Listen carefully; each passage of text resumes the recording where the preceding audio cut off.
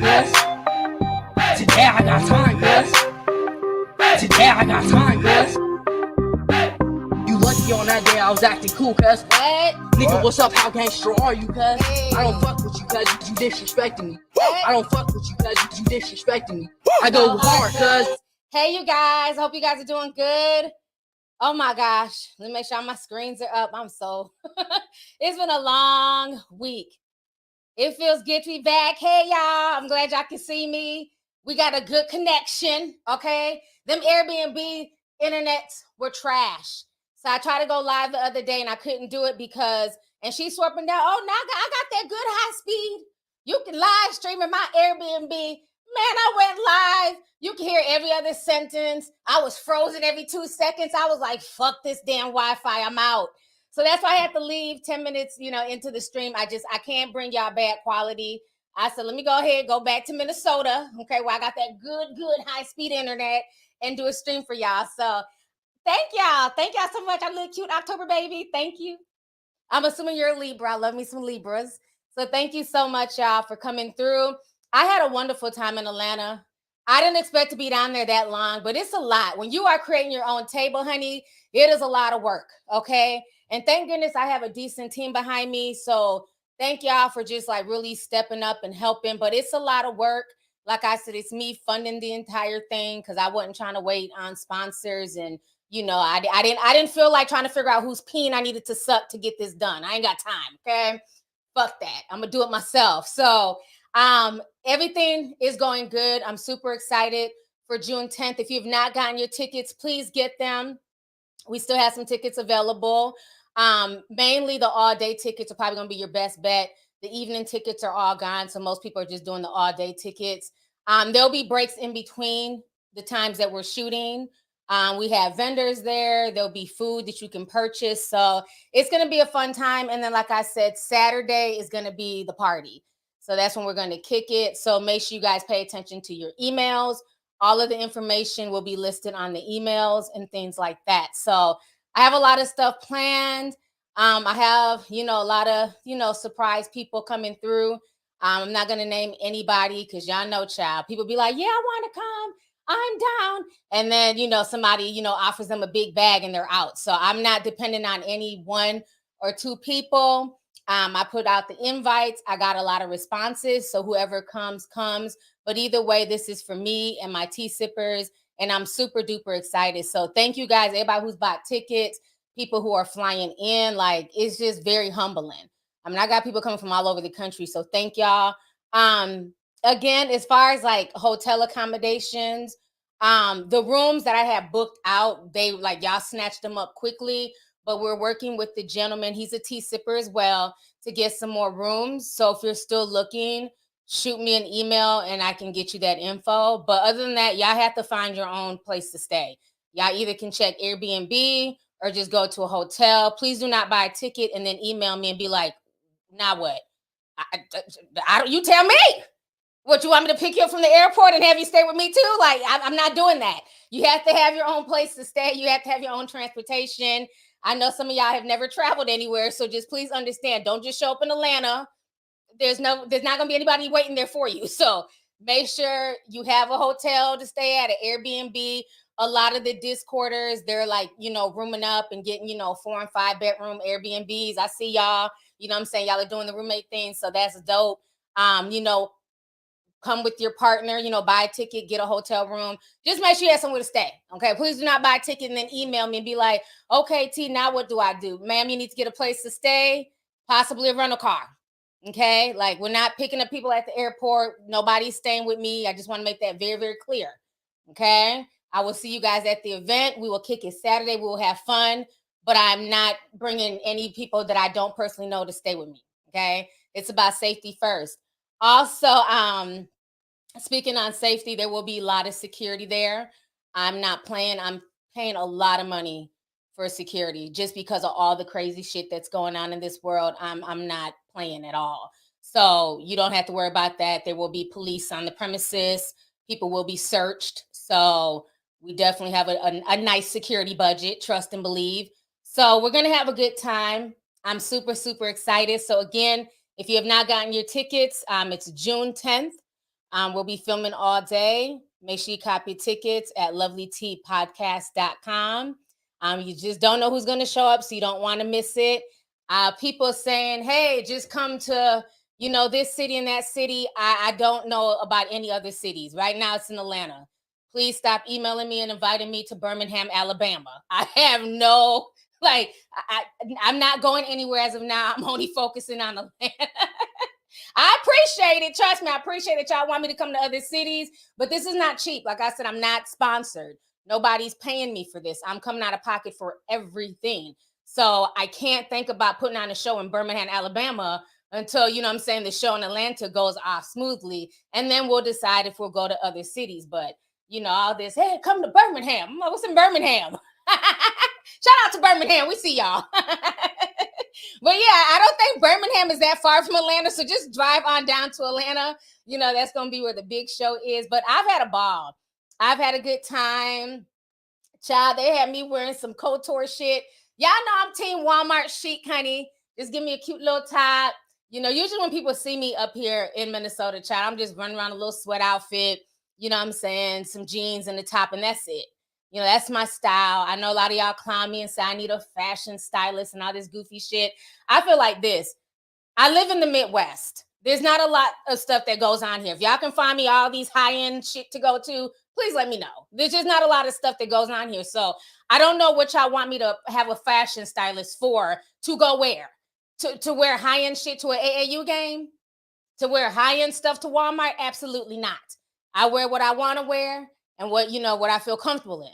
But I understand Atlanta's a whole nother ball game, and this is a big event. So I do have a stylist for this event for all y'all who pick on me and pick on my damn clothes all the damn time. I like my clothes. I like the way I dress, but I guess it's not high end for some of y'all.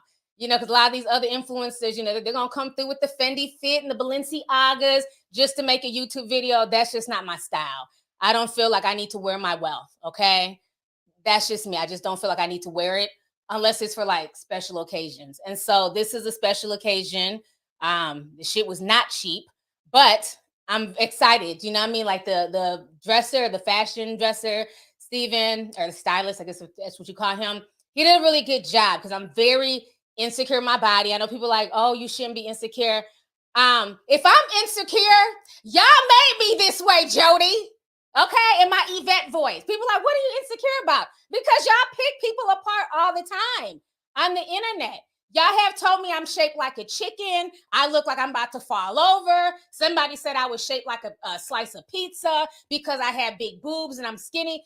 Y'all have made me insecure over the years. This is why I don't post a lot of pictures of me. Okay? Yeah, I've been showing y'all pictures of me this week because I've been in Atlanta having a good time. I had went to Rashida's birthday party. But yeah, the last time somebody said I was shaped like a pizza. That's fucked up. You know what I'm saying? Not everybody who's skinny is flat-chested. You know what I'm saying? Like, I can't help the size of my breast. And the thing is, y'all don't knock people who get breast implants. Look at all the celebrities with fake tits. Y'all praise them all day. But then somebody with just naturally big titties, y'all be like, it's too much. You look like a chicken. You look me about to fall over. Cluck, cluck, cluck, cluck. I be like, damn, Gina. Which I know, honey, that's what the trolls do. That's what they're here for. But this is me. You know what I'm saying? I came out. I went to Miss Rashida had a birthday party this weekend. And it was good seeing Yandy. It was my first time meeting Rashida. She's very cool. It was good seeing Yandy again. Yandy is a sweetheart. It's always a good time with her. So we had fun. That was at her party. Let me see here. I'm just going through the pictures. I met Candy too. Candy was really nice. Todd was there. I had a good conversation with Todd. Man, DC is very, very cool guy. I like them together. So we had a good time. And this was me and Spice. I love me some Spice. I was so excited to meet her. She was just super, super sweet. So it was really good chopping up with her. And that was me at the end. Yes, okay, like I said, y'all have made me feel insecure. So, that's why I don't post a lot of, full body pictures and shit. And, plus it's like, I've really been dieting. I've lost 12 pounds.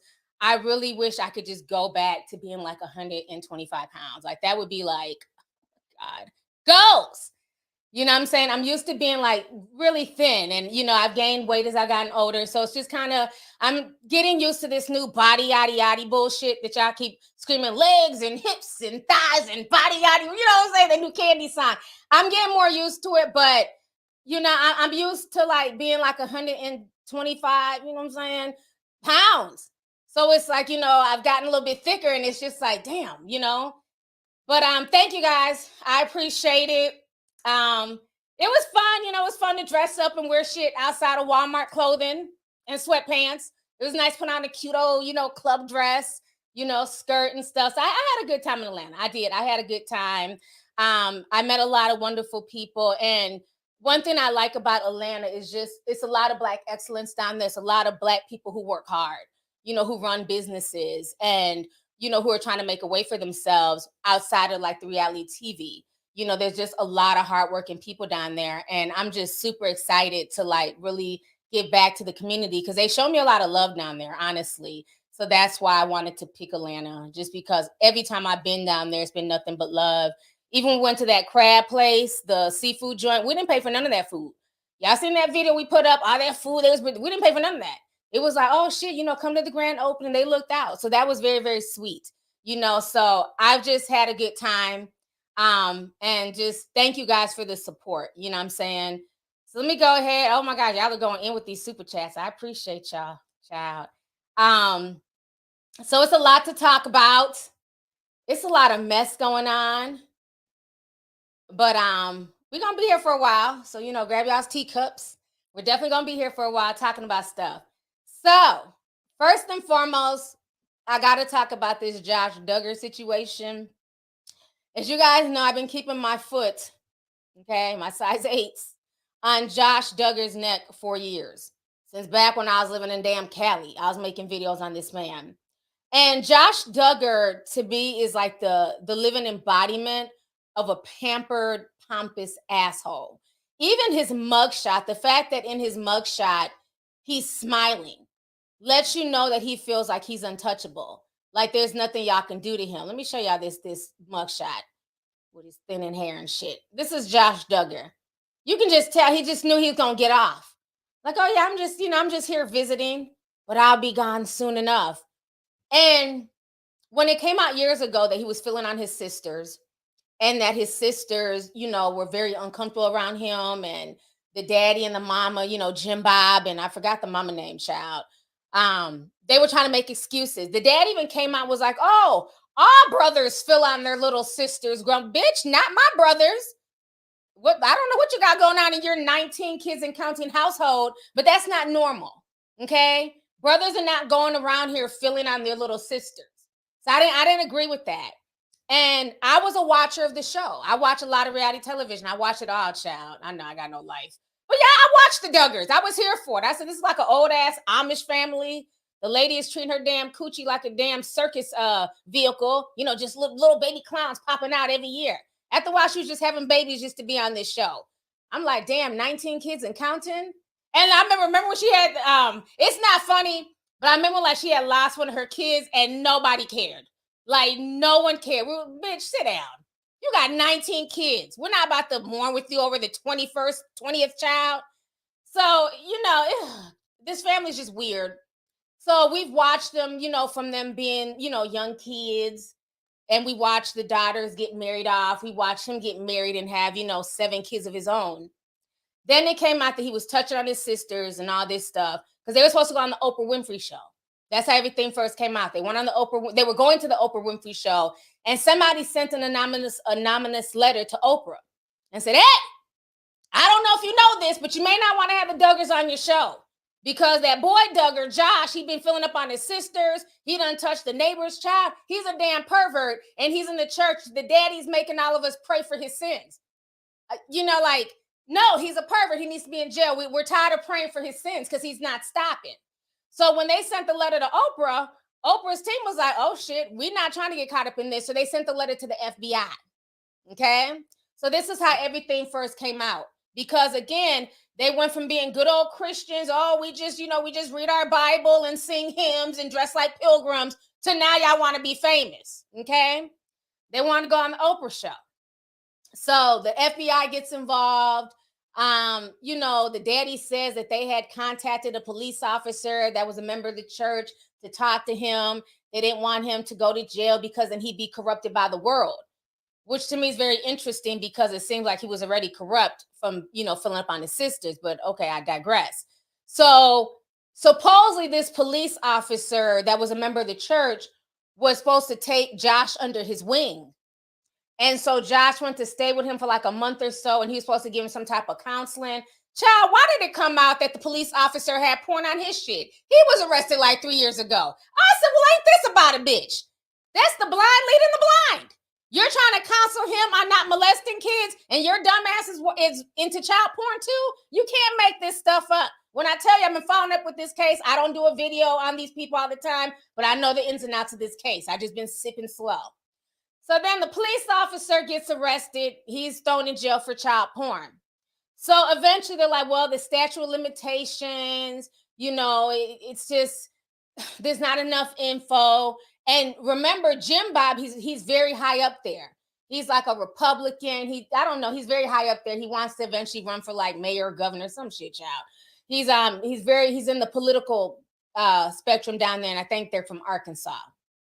So, after that, things kind of simmered down, right? They were able to kind of avoid that controversy. The show was canceled. But then, like they do with white shows, what they did is they made a spinoff. Oh, we're going to cancel 19 Kids and Counting because, this whole allegation situation. But then we're going to turn around and make 19 and Counting On? They made a spinoff with the daughters. Because this was the best thing to hit TLC. Nobody was watching TLC before the damn Duggars. We didn't give a damn. And so, TLC, they just always had these weird shows like the Duggars. What else they have on that station? They had all types of weird shit. Fat people, 600-pound people sitting on each other, fat sisters. They just have all types of weird stuff on TLC, okay? So the Duggars was like a really big ratings pull for them. They also had the things with the Little People. Little People, Big World. I watch them too. I watch all these bullshit shows, right? Yes, Counting On. Yes, Little People, Big World. The little man, he was always drunk and getting DUIs and shit. He had that big ass farm. The son got knocked in the head with a pumpkin. Why do I watch the TLC channel? I don't know. It's just a bunch of weird white people on this channel that be cracking me up, child. So, yeah, hoarders, the little couples. Thank you, John and Kate +8. The TLC channel is ratchet. Y'all love to talk about love and hip hop and VH1. Y'all better watch that damn TLC channel. That is the ratchet channel for the white community, okay? Am I lying? John and Kate +8. He keep knocking her up and then they want to get a divorce. Kate talking about she want to start dating again. Not with them damn 8 kids, you don't. I checking for you with them 8 babies.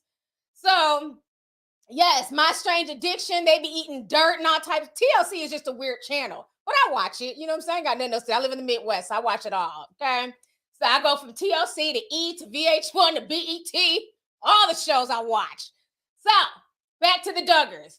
So now this is when I started getting on his ass. The Ashley Madison thing happens. Remember, Ashley Madison got hacked. Oh, and they were spilling all types of good tea, honey, and I was here for it. Now, Ashley Madison is a website where men go to cheat. You go to cheat. There's all types of, cute girls there. They don't want a commitment. They just want some pain and money. So men can go there to cheat, and they're supposed to keep it discreet. They're not going to tell your wife. They're not going to tell your baby mama. None of that stuff. We're just here to fucking exchange money and keep it pushing. So they start releasing all the names. And, most of the names, nobody cared. You know what I'm saying? Rasheem Smith, Craig Johnson, Michael Brown. Who cares? We don't know who these people are. All of a sudden, we see an interesting name, Josh Duggar. I said, oh, hell no, stop the press. Not the good Christian, not the pilgrim man, Josh Duggar, on Ashley Madison cheating on his wife. And at that time, she had maybe 4 or 5 kids by his ass. So now everybody's like, oh, hell no. Josh Duggar's on Ashley Madison cheating and hooking up with people? So that caused a whole nother controversy. At that point, I had to drag him. I said, look, y'all done already let him get away with filling up on his sisters. Jim Bob made all types of excuses for Josh Duggar. But now he's cheating on his wife, okay? and he's on Ashley Madison, but y'all are the ones who for years on this TV show, they're Bible thumpers. You know what I'm saying? Thou shalt not commit adultery. Thou shalt not fornicate before marriage. You know, the daughters had to be married off. It was, you know, they lived like in the old school days, right? So I find it very interesting that for somebody who was raised in this old school Christian way, that you would even find at Ashley Madison. I really didn't even know about this site until the scandal came out. I didn't know this site existed. I said, well, damn, I learned something new. Okay. So Josh Duggar's on there. He gets caught cheating. And he comes out with a, you know, a whole song and dance. Oh, I'm sorry. And I was corrupted by the world. And, you know, I made a mistake. And, you know, God knows my heart. You know, Christians love that shit. Oh, God knows my heart. Yeah, okay, Josh. So everybody was like, oh, you know, everybody cheats. But I was like, nah, fuck that. This ain't, you know, it's not like we found, you know, damn it, who can we just name this? Let's say we found a LeBron James, right? People are like, oh no, that's messed up. But at least LeBron James is of this world. He listens to hip hop, he dances, he raps. You know what I mean? We wouldn't be as shocked. But no, you're not going to sit here and just try and act like Josh Duggar being on here is not a big deal. Oh, hell no, not the good Christian who looks down on everybody. So that's when I drug him. And then at that point, I'm like, something ain't right with this dude. Like he has two different personas. Something is up. So what ended up happening is after he got caught cheating on his wife, the wife don't want to leave because you know them old, you know, good Christian, you know, pilgrim ladies, they know a comfortable roof over their head when they see one. She didn't want to go back to the barn milking cows and shit. You know what I mean? She liked the lifestyle she was living. So she's like, I'm not going to leave you. Me and the kids will stay, but you need to put stuff on your computer where we can monitor you, where we can see what you're doing. My thing is, if I had to put monitoring device on my husband's computer, I don't need to be with him because that's a bit much. So at the computers in their home, they had everything monitored. So at the home computer, Josh is acting like he's just, you know, Googling just normal stuff. How to fix a car, how to fix a roof, things to do on Valentine's Day. Everything on that computer was normal. Child, all the drama was on his work computer. Okay. So when she would look at the home computer, it looked like he's just doing normal stuff. He's on YouTube watching Lovelyti and probably crying because she's dragging him, but he's not doing anything out the ordinary. But see, the real tea was he was at his job because he had to go work at the car lot. Because after that, the family, they didn't disown him, but, you know, they were mad that he kind of messed up their TLC bag. So they said, well, you work over here, you work on the car lot, you sell cars, and shut the hell up. We're over here with 19 kids and counting on. So Josh was selling cars. But while he was selling cars, in between selling cars, this pervert was on the dark web. He had all types of like computer things to get on the dark web. He was using all types of torrents and things to try and cover his track. Well, there's a very evil video on the dark web. I've heard of it. I would never go search it out. Not interested in watching it. But it's a very, very wicked video. And please, y'all, do not go searching for this video because you could probably get tied up in an investigation. But what really caught him up, he was going to go Google, not Google, he was on the dark web watching Daisy's destruction. And I've heard of the video. It's a very sick, demonic video where they're basically doing just the worst imaginable things to an infant. And so it's something about that video that triggered something. All of a sudden, the feds end up showing up at the car dealership to come confront, because they don't know who it is at the point. They just know that whoever's watching these child porn videos and other stuff, they're at this dealership. So Josh is playing it off like, well, I don't know. There's other co-workers here. It might have been a co-worker who was watching the video and all this stuff.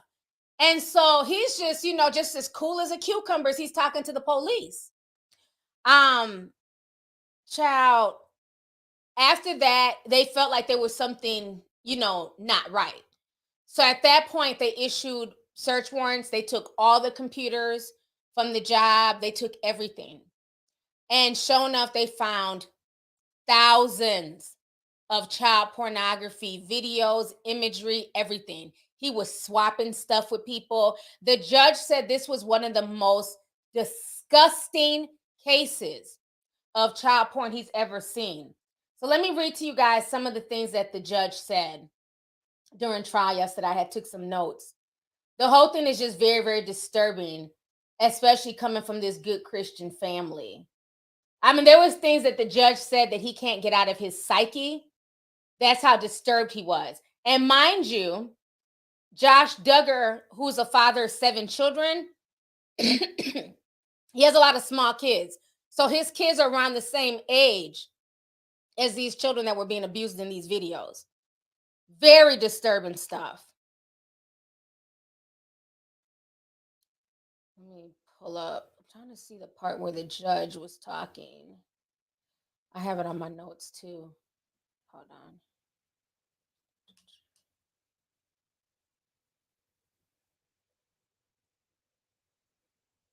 Okay. Let me read this. Let me show y'all this real quick here. And I'm just going to read to y'all because I can't find it. And it's a long article, but I have the notes here on my desktop. Oh, yeah. Okay, here it is. The court heard in December how the dad of 7 used the desktop computer at the car dealership to troll the dark web for hundreds of warped film and photos. One notorious movie, Daisy's Destruction, featured the abuse and torture of an infant. Another sequence of images depicted a girl being whipped with a cat o' nine tail, tied up and locked in a dog cage.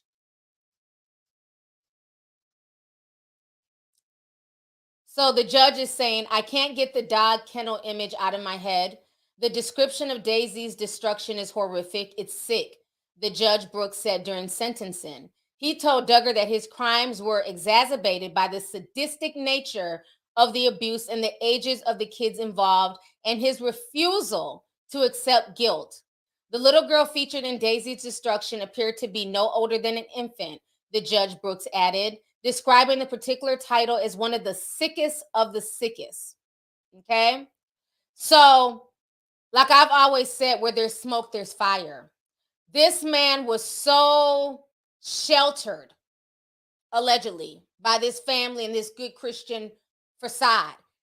How did he have, like enough even wherewithal to even know where to find this type of stuff? Like the dark web, people don't understand, right? And we've talked about this on Discord. The internet is like an iceberg, right? So you have the tip of the iceberg, which is the normal internet. This is where we're at. Hi, y'all. We're on the normal internet. How y'all doing? Okay. That is the normal internet. That's the top of the iceberg. Then below the surface that you don't see is the dark web. You're not just gonna happen to look up and just show up in the dark web. You have to go through all types of channels. You have to use all types of devices. It's a very sinister place. It's a lot of shit that goes on in there.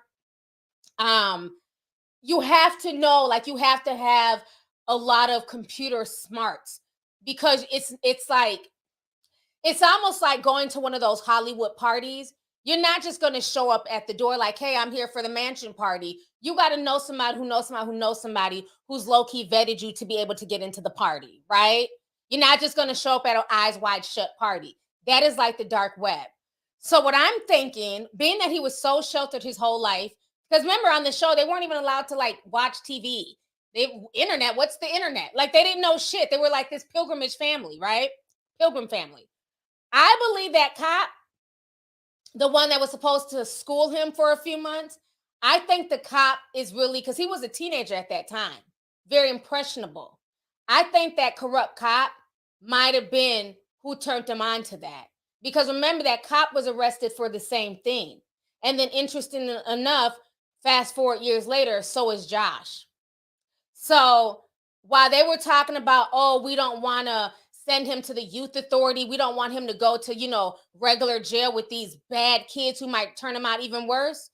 Well, y'all, literally sent your son to this officer who probably would have turned him out and turned him on to all that stuff. At the end of the day, had he been, convicted back then and held accountable, it probably wouldn't have happened. I think the fact that he kept getting away with stuff because of who he was, who his father was, his father's political ties, He thought he was untouchable. So I don't feel bad for him. I feel bad for these babies and these young people that are in these underground porn tapes on the dark web, because every time those videos are played and they're shared, those babies are victimized again and again and again. Okay? A lot of these kids never get over that and they end up offing themselves. Like, this is a very, very sick industry, and I also like feel so bad for the police officers. If you ever talk to police or people in law enforcement who've had to deal with like child abuse, especially sexual abuse situations, that is shit that's hard to leave your psyche. That a lot of them have to end up getting counseling because that's not how normal people are wired. You're not wired to find fucking babies attractive and want to do things to them. So that is like some really demonic stuff that this man was into.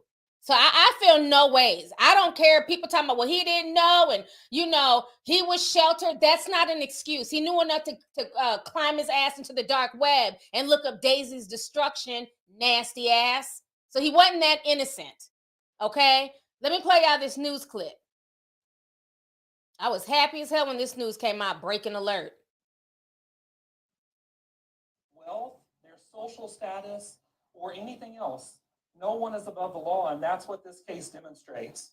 First of all, we are following breaking news. Former reality TV star Josh Duggar has been sentenced to more than 12 years in prison on child pornography charges.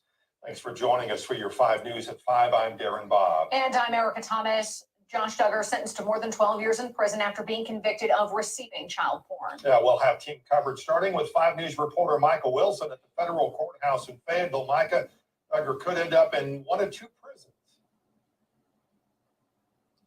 Yeah, Darren and Erica, both of those are federal prisons. Now, one is in Seagoville, Texas, which has a sex offender treatment program, which is recommended for Duggar. Now, the other one is in Texarkana.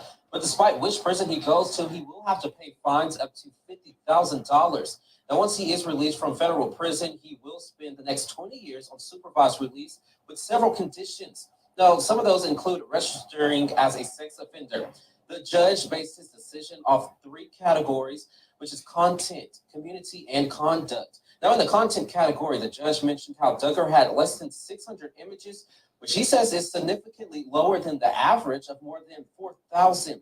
However, the judge says the type of images Duggar had are some of the worst he has seen, saying that he cannot get some of the images out of his head. And as far as conduct, the judge mentioned how Duggar went to extreme lengths to make sure that his activity was undetectable. He also looked at Duggar's past of physical abuse with children as young as age 5. And with community, the judge looked at whether the images were shared, which the judge says Duggar showed those images on the dark web with peers. The judge also took into account public safety and compared similar sentences with offense levels of 39 like Duggar's. Now, the average in the nation for those offense levels is 192 months, so Duggar got a bit less with that 12 years. Now, before reading off Duggar's sentencing more than 12 years in federal prison, the judge did say, quote, "The punishment is sufficient but not greater than necessary." For now, we're live here outside of the federal courthouse in Fayetteville, covering news where you live. Michael Wilson, 5 News. All right, Micah, thanks. 5 News reporter Catherine Gilker now talked with the prosecution moments after the judge sentenced Duggar. Catherine, what did they have to say?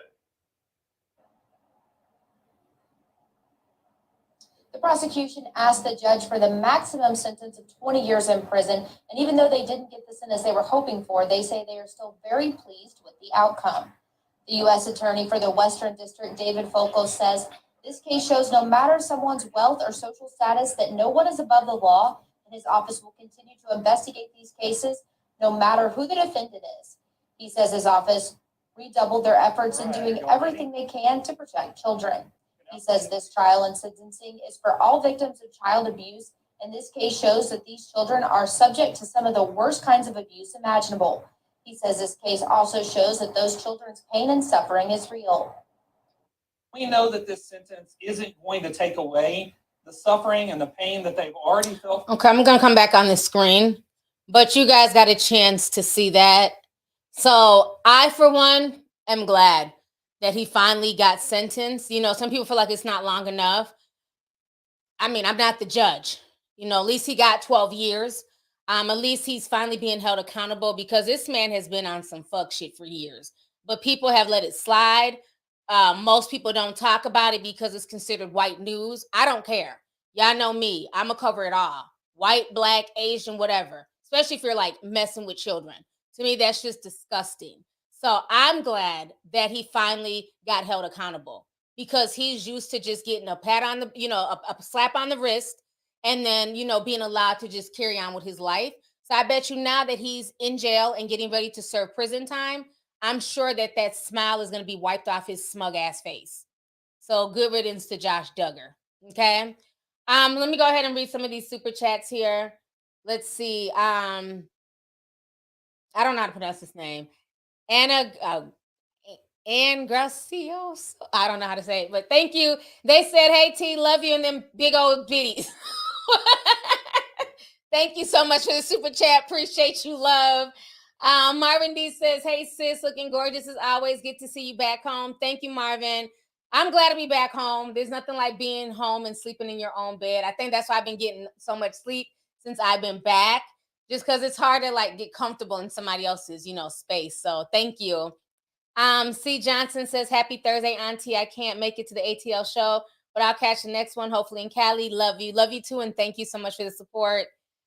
Egypt, Dozer sent 1999 says, "Hey T, going through a time right now. Your videos always lift me up and remind me to remain positive. Keep doing what you do. Love you." Thank you so much. And, keep your head up and thanks for coming through. I'm glad that my videos help to make you feel a little bit better. So thanks. Kit Finn says, "Way to go, Auntie. I would, but my toddler has surgery close to that date. Next one you have, me and my hubby are coming. He's a new tea sipper. Love and blessings." Thank you so much. Appreciate you, sis. And good luck with everything with your baby and the surgery. So thank you. Let's see here. Calvin says, "YouTube actually sent the notification this time. Love you, T. I've been a long time follower. Listen to you on the road, while at work, exercising, all of that. Stay blessed." Thank you so much, Calvin. I'm glad you got an alert this time. So thanks for coming through and thank you for the super chat. Mo said 1999 says, "Hey T, looking lovely. Bummed that I won't be able to make it. I already have 2 vacays scheduled in June. I would say come to Philly, but don't come, child. It's a mess. Congrats and enjoy your live event." Thank you so much. I appreciate you, sis.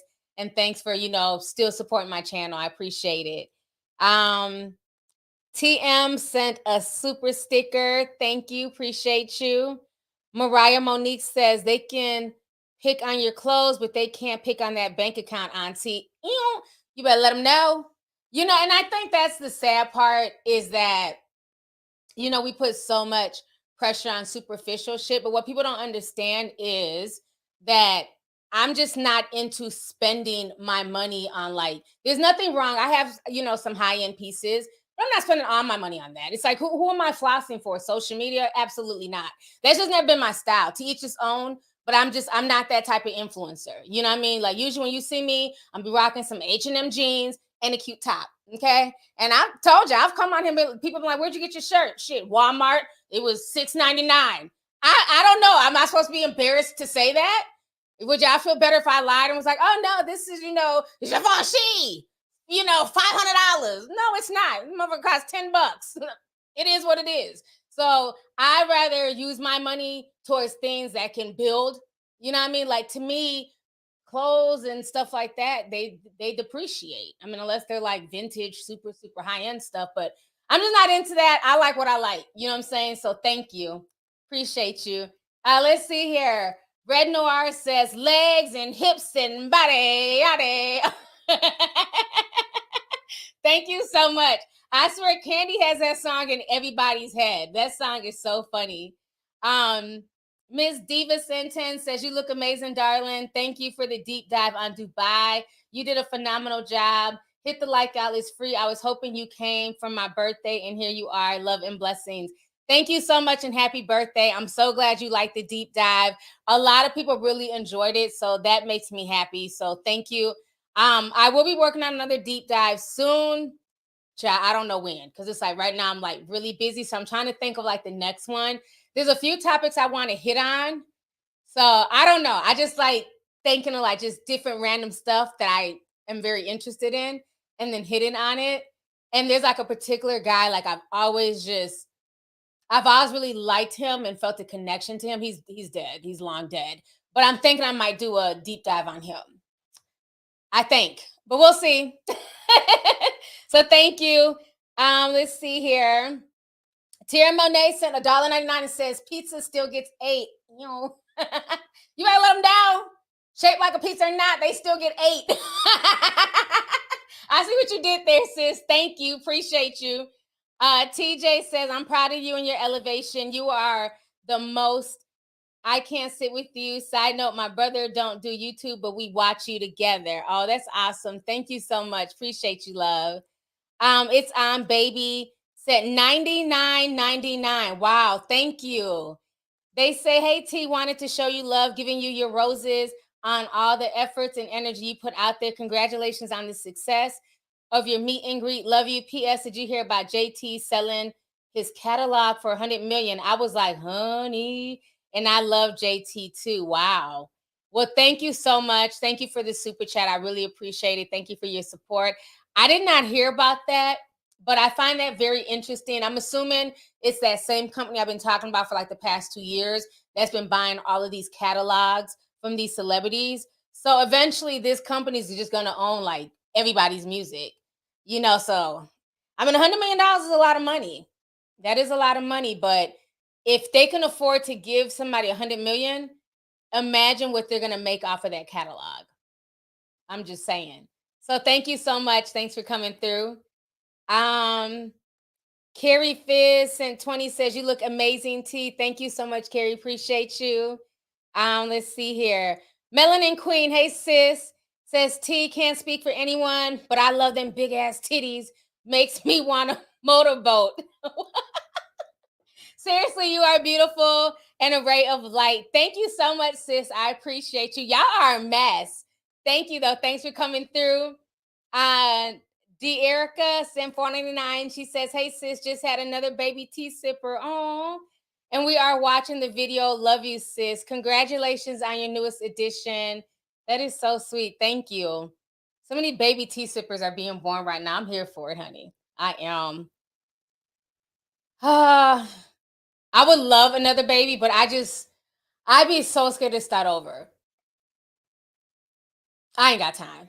But I will, you know, I babysit, you know what I'm saying? I have fun with the babies, but I'm just like, dang. Because, you know, it's cute when they're here for like 3-4 hours on my nieces and my nephews and stuff, you know, but I can give them back to their parents. I just could not imagine, like, I got a 21-year-old and I'm like over here having to pack up Pampers for a newborn.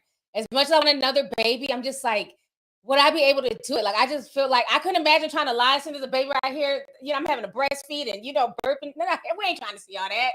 Trying to sip tea. But I, you know, I mean, but I love it. Like, I have baby fever so bad. I really do. So congratulations. Chava, I just don't know if I can start over. That's a lot. That's a whole lot. Oh my God. Oh, let's see here. Nessa says, hey, chat. Hey, T. This sickens my stomach. Oh, you talking about Josh Duggar? Yeah, definitely. Mo Ali sent 10, says TLC used to be green as hell, watching surgeries and how body works and inventions. Yeah, TLC used to be called back in the day the Learning Channel. For all y'all who don't know, before it turned ratchet and they were following 600-pound sisters who were literally eating themselves to death. Before they were, you know, following people eating dirt and clay and all types of weird shit. TLC was about learning. So when you watch TLC, you literally see people on there like giving birth. They would show like, you know, the birth of children, surgeries, like they said. It was like a learning channel. It was very, you know, educational. You know, like they used to play it in the classroom. Like back in like junior high, like, oh, you know, sit down. We're going to watch the TLC channel. And you sit there and learn about, I don't know, animals and grass and shit. Then I don't know what happened. Then after a while, they're like, well, all this learning stuff, all this positivity ain't making us no money. Then they brought on the Duggars, little children, big world, little people, big world. Then they brought on all the ratchet stuff, and then people started watching TLC. I remember one time, child, they had me addicted to this one show. I found out about it maybe like a year after it premiered. It was about tall ass people. Like they were, I forgot what it was called, But these women were like 7'11". Who remembers that show?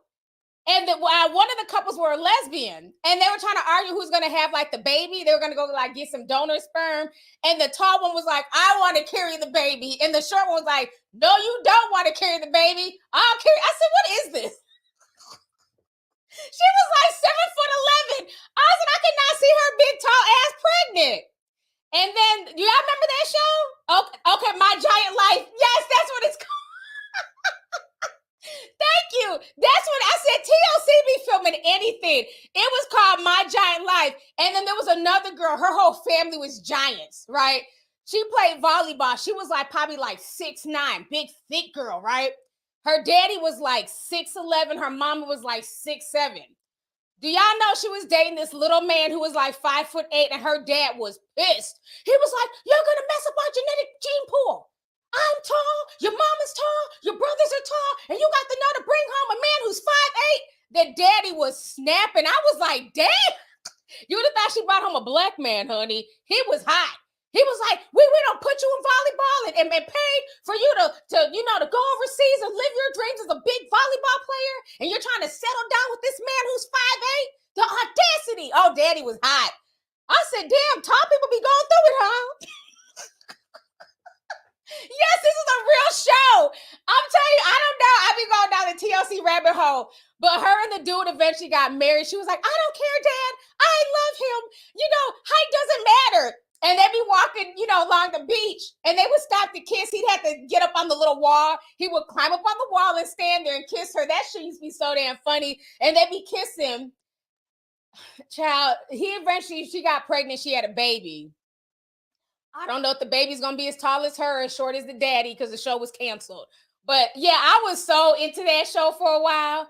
And because you just, it's one thing to see like, tall guys. If you're a tall guy, everybody just assumes you're a basketball player. Oh, everybody's on you. But if you're a tall ass woman and you 7 foot, 6'9", that's different. Like everybody be looking at them as they walk. And it was just a really good show. But I remember her daddy was a trip. The dad was hot.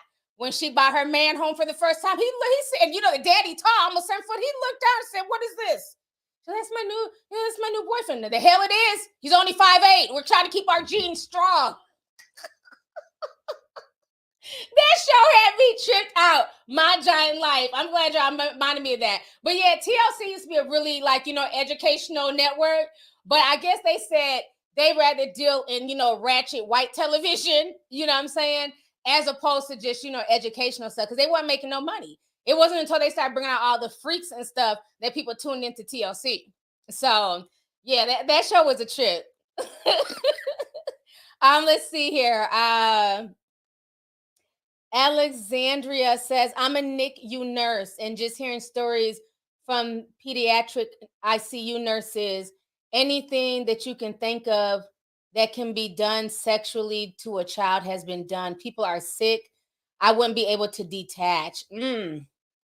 Yeah, I could only imagine, because like I said, I've known police officers who have worked in that line of work, and that type of stuff, it never leaves your psyche. And a lot of them, they're forced to watch that. That's how they have to get the evidence against these people. And if you're a regular sane human being, that takes a toll on you, because it lets you know how much depravity is in the world, that people would do that to children. So it's very sick. It's very sick. So, God bless those doctors, nurses, even the social workers, when people report that type of abuse, because then they have to investigate. And if it's true, they're opening themselves up to like a lot of just demonic stuff. Because to me, all of that is evil. For you to do something like that to a child that's so innocent. If you guys watch my Playboy documentary that I did, my deep dive on Playboy, it's like a 2 or 3 hour documentary, but I hit on the Kinsley Institute and who Dr. Kinsley was. And a lot of people didn't even understand that even to this day, a lot of his research is still used in the schools when it comes to sexual education. But if you really dig into who he was, you understand that a lot of those tests that he ran, it was nothing but just pornography. It was child porn. It was sexual abuse of children. Why do we need to know how many? And it's hard for me to talk in this stream because y'all know they like to mess with your stream. How many E words does a 6-month-old little boy have? Why is that a question for anybody? To me, Dr. Kinsley he was depraved. I put him in the same boat as an Aleister Crowley. He was depraved. And that is who Hugh Hefner mirrored everything after. So y'all got to understand that a lot of these people who are put into our faces are put into our faces for a reason, because they come from that dark, demonic ass world. You know what I'm saying? So if you really understand the history of Playboy and how he paid homage to Kinsley, if y'all ain't seen my deep dive, y'all better go watch that shit. If y'all thought the Playboy A&E deep dive, you know, they scratched the surface. I drug y'all under the sea.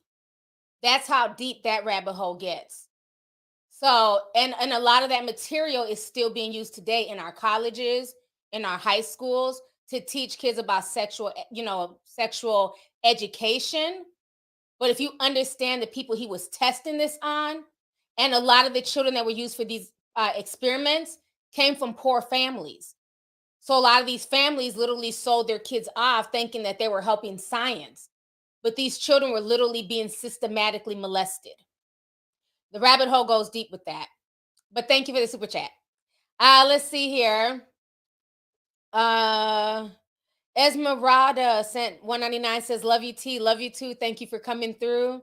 Kenneth Smith sent 5, says, hey, sis, here to show you love and support. Thank you for the information. I sent over my manuscript for my book. Hope you like it. Much love. Thank you so much, Kenny. Thanks for coming through. Appreciate you. Alexander says, okay, I read that one. Ariana says, hey, T, from Fayetteville, Arkansas, near the courtroom. I'm surprised I haven't noticed any coverage with Josh. Just seen articles. Love you. Yeah, they've been really quiet with Josh. And that's what I say.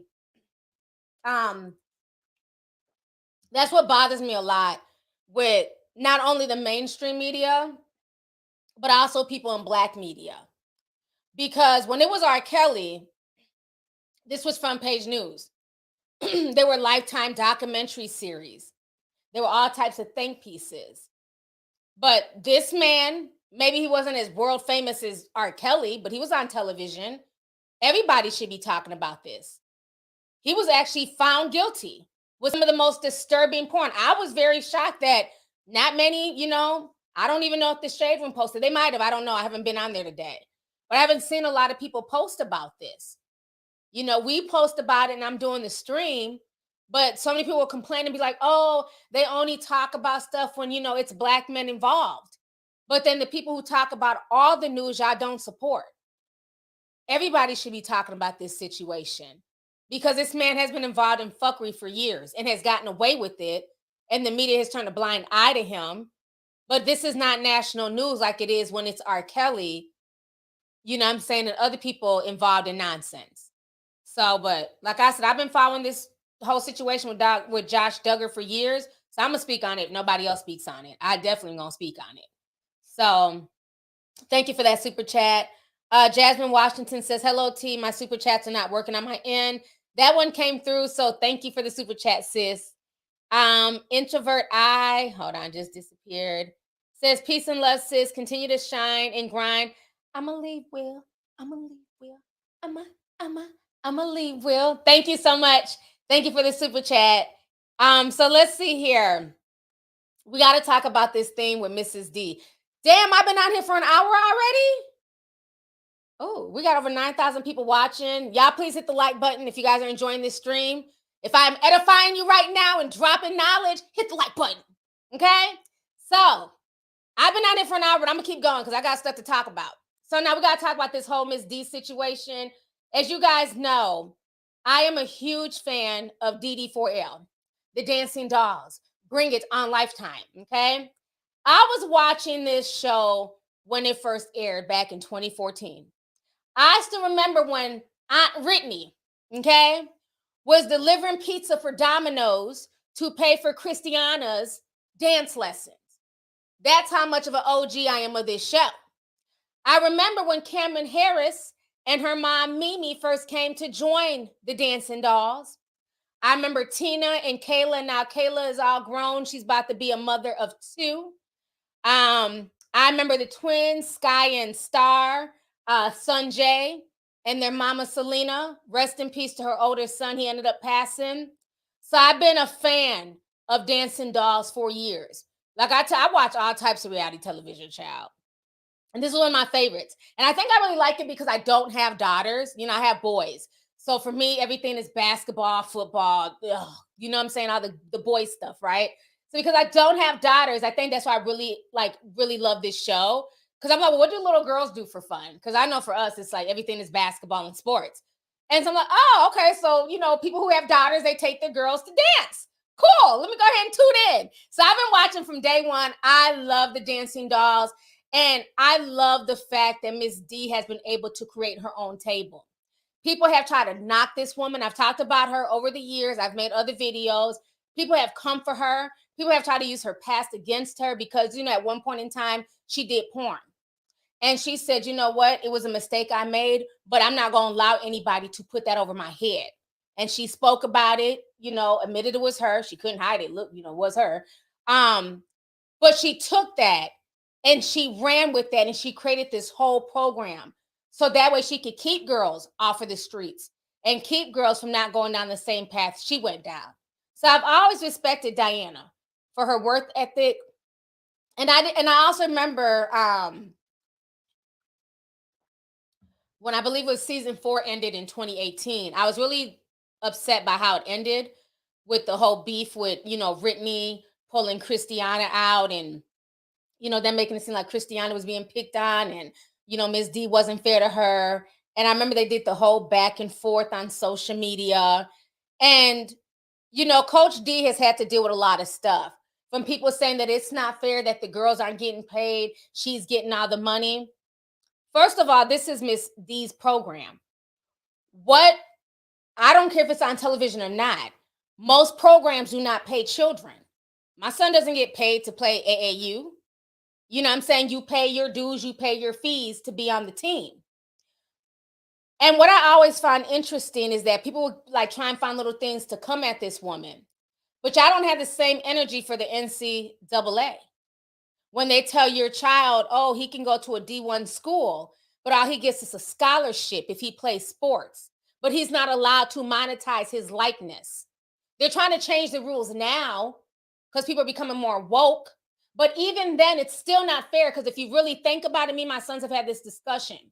If you really think about it, unless you're Master P's son or LeBron James's son, or you're verified or you already have a following, that's the only way you're really going to be able to monetize yourself through sponsorships from Instagram, TikTok, and things like that. What if your child is good? Is D1 good, but they don't have a social media following? Or they don't have thousands of people following them, or they don't have a blue check mark? They're still not going to make any money from those sponsorships. So the NCAA is doing slick shit. Instead of them just cutting these students a check, which I've said from day one, cut them a check. Y'all make billions off of these college athletes. They make billions of dollars, okay? Why not just cut these kids a check? As opposed to saying, oh, well, now we'll let you use your likeness and monetize yourself, but that's only going to benefit the ones who are already popular. It's not benefiting the ones who are not. So they're still going about it a slick way. But my whole point is this. People used to get on Miss D like those girls should be paid this, and that. But then y'all don't have the same energy for these white, you know, coaches who make millions of dollars a year off of these Black athletes. Y'all not holding them to task. They make money off their likeness, their merch, their name. They got so arrogant, they were putting these college kids in video games and getting the money. Okay? So she has the program, right? But the difference is Miss D has never stopped these girls from getting a bag. That platform gave a lot of these girls their fame because people like Cameron and Sanjay and Star and Sky and Kayla were all on this show and we watched them grow up. They were able to be verified. Kayla started her own dance classes. They went to college. They built a following. They were doing engagement. So they were able to make their money with the fame that they earned outside of the show. Miss D never stopped them from doing that. So I just never liked how people were always trying to come at her. And I think they were doing that because this was a Black woman who thought outside the box and created her own table. and was able to pitch a show to Lifetime. So now peep this shit that's going on with her. I'm gonna play the video. It's kind of long, but I want y'all to get the gist of the video. So Southern University down in Louisiana, I don't know if they're in New Orleans, but they're in Louisiana. They went and trademarked the name Dancing Dolls. Okay. Ms. D has been using the name Dancing Dolls for the past 22 years. They went and trademarked it. Then sent her a cease and desist and told her, you can't use that name anymore because we own the trademark. This is a Black HBCU. It's Baton Rouge. It ain't Mississippi. Okay, Louisiana. Thank you. I'm right. Somebody tried to say Mississippi. Baton Rouge. Thank you. So they've been beefing. And I want to play out this video of Ms. D going off. Let me set this up here.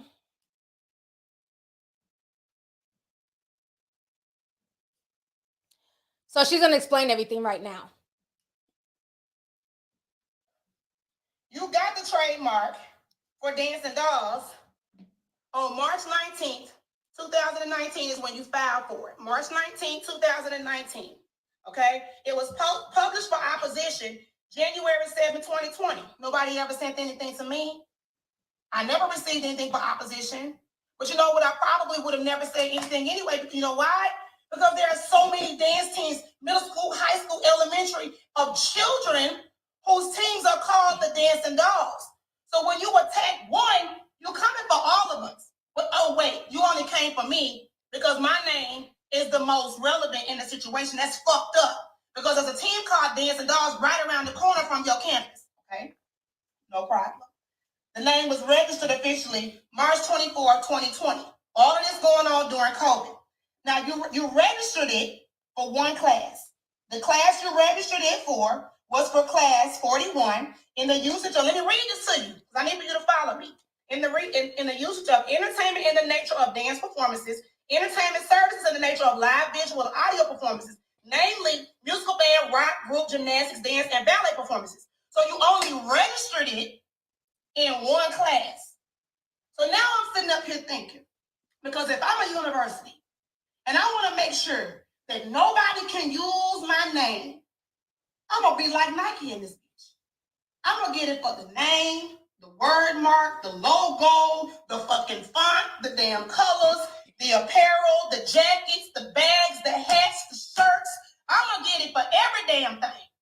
I'm going to get it for every damn thing. Oh, but I got you. Because see, this is where you fucked up at.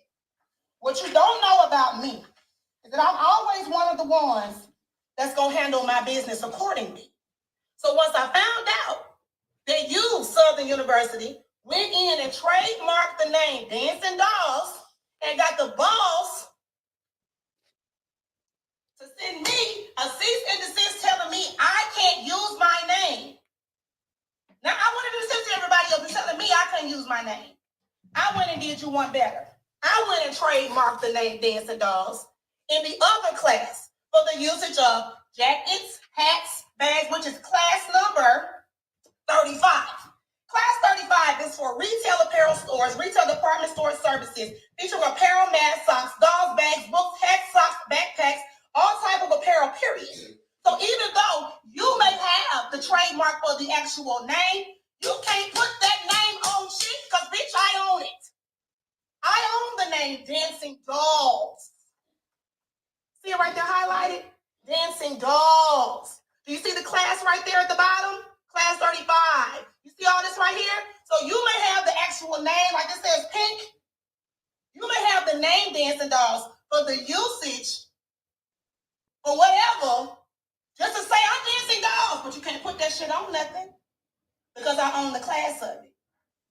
I went and got the class up, since y'all playing in my face, I went and got the class. So now you can't put it on nothing, but you're never Dancing Dolls. You're the fabulous Dancing Dolls, right? Okay, I know what they are. You're fabulous. Officially, you're the fabulous Dancing Dolls.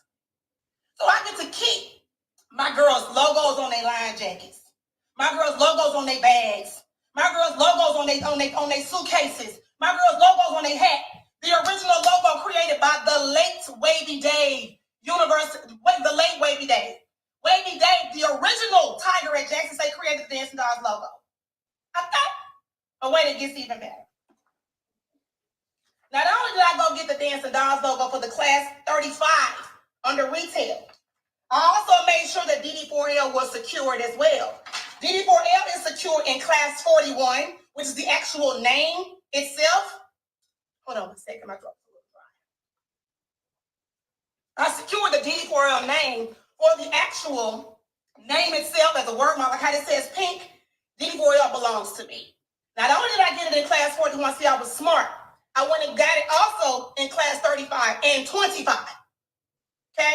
Meaning for shirts, hats, jackets, bags, shoes, onesies, shower curtains, all kind of shit I can get DD4L put on. And it belongs to me. Okay? I went a little further. What does that say right there? Book or die. I got book or die under class 41, under entertainment services. So no matter where I go, all my training camps are protected. All of my competitions are protected. Everything that I got is protected for book or die under entertainment services. Nobody can go and use my name for any reason. I even went further. I got it under class 25 and 35 as well for the use of apparel, hats, jackets, socks, bags, all the above. But see, here's where it's not going to, I've been dropping hints, and I kept saying, it's checkers. That's chess, not checkers. It's chess, not checkers. See, I know y'all was fucking with Cam while she was there. I know y'all threw DD4L in her face while she was there. I know y'all gave my child the goddamn business while she was there. But oh, bitch, she gone now.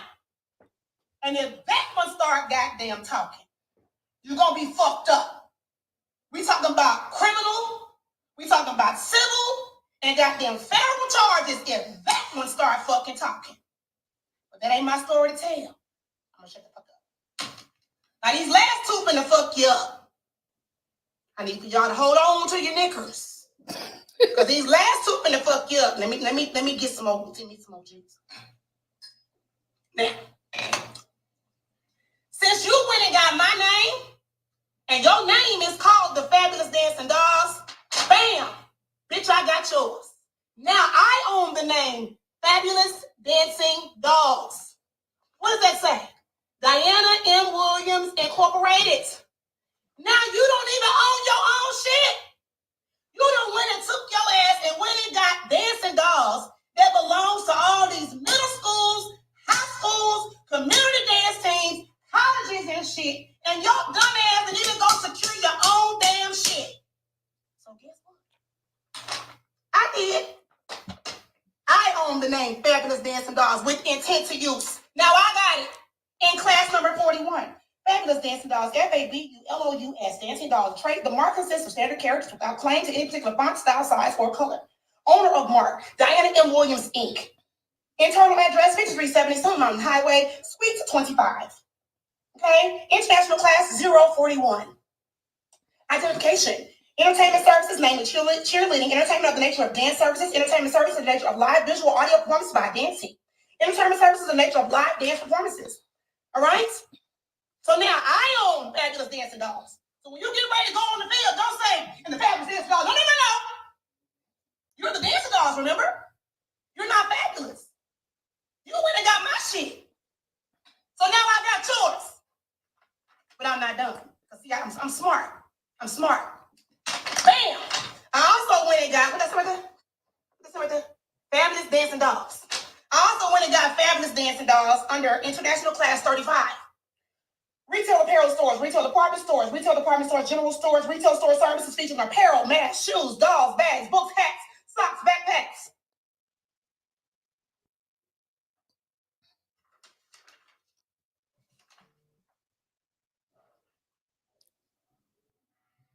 So that means don't put it on no bag. Don't put it on no shirt.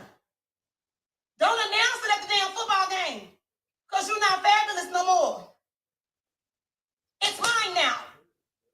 Since you had the balls, okay, to come after a bunch of high school, middle school, elementary elementary ass kids. Y'all had the balls. We are the pipeline. Sending kids from our community. Now, you ain't gotta like us. You ain't gotta like none of these community dance teams. But the fact of the matter is, these high schools and middle schools and these community dance teams such as Purple Diamonds, Golden Dazzlers, the Stepperettes, the Tigerettes, Golden High Steppers, Divas of damn Olive Branch, the Dancing Dolls of Jackson, Birmingham, and Atlanta. You got teams from everywhere that love these universities and these HBCUs. We are your pipeline. But you came for a bunch of high school ass kids because you thought that their coach was basic. You thought their coach was a goddamn ghetto country nigga. Now, I might not have knew shit back then when Bring It first started. But I put my degree that I got from Jackson State to some use with this shit here, and I got a bunch of petty ass friends, and my lawyers are damn fool too, both of them. Everybody understood the assignment on this. Now, you want your name back? Bitch, give me mine. You the one gotta be Dancing Dolls. I don't have to be Dancing Dolls. Bitch, I'm DD4L. Everybody knows us as DD4L. So wait, did you see a lifetime of cease and desist? Did you see a lifetime? For the last 7 years, they've been advertising and promoting Bring It. Shut up, Coco. They gotta take Dancing Dolls off of every advertisement and every post that they have had. Because you can't send it to Lifetime. Lifetime got a whole network of lawyers behind them. Did you send it to them? We have common law usage of the name, baby. So if you're now the fabulous Dancing Dolls, you're now the fabulous Dancing Dolls. Why the hell is Dancing Dolls so relevant? Why is the name Dancing Dolls so relevant? I'm going to say it again. Children. Okay? My lawyer said it's hard as hell to confuse the Dancing Dolls from Bring It with the Dancing Dolls from Southern. It's hard to confuse them. Because you cannot be a dancing doll at a university unless you turn 18 and graduate high school and actually enroll in the school. But anybody can be a dancing doll on the community dance team that's 18 and under because they're children. They're children. But you took it upon yourself to send me a cease and desist letter, knowing I am not scary. I am going to be the one to speak for my children, because if ain't nobody gonna protect them, I am. You think I'm finna go tell my kids that Southern University, A&M College, a university that they love and respect, sent their coach a letter and told their coach that they can't use that name? Huh? You ain't thought that. A 22-year legacy that I have built from nothing, when you had ample amount of time to come tell me to not use it, you had time. So let me recap that for the people that just got on here. Okay. So, all right. Excuse me. So you guys just heard Miss D going off. And she said some real stuff. So let me go ahead and also kind of break this down. Because I see some people are still confused. Like, well, why didn't she been trademarked it? She should have been trademarked it. Y'all have to understand, yes, she could have been trademarked it, but she didn't. Why? Because she thought about all the other dance groups out there with the same name, Dancing Dolls. You have dancing doll names all over. A lot of times dolls are connected to young girls. So a lot of people like to use the name Dolls. So instead of her being greedy, okay, like the Fine Brothers, and we'll talk about them in a second, she chose not to trademark that because she felt like that'd be unfair. She has this big platform. She's on, Lifetime Network. She's on Bring It. Most their group goes by the name DD4L. So she thought, well, why be greedy and trademark it? Because once she trademarks it, that means nobody else can use that name. And she didn't want to do that to all these other up and coming groups and other dancing doll dance groups around the country.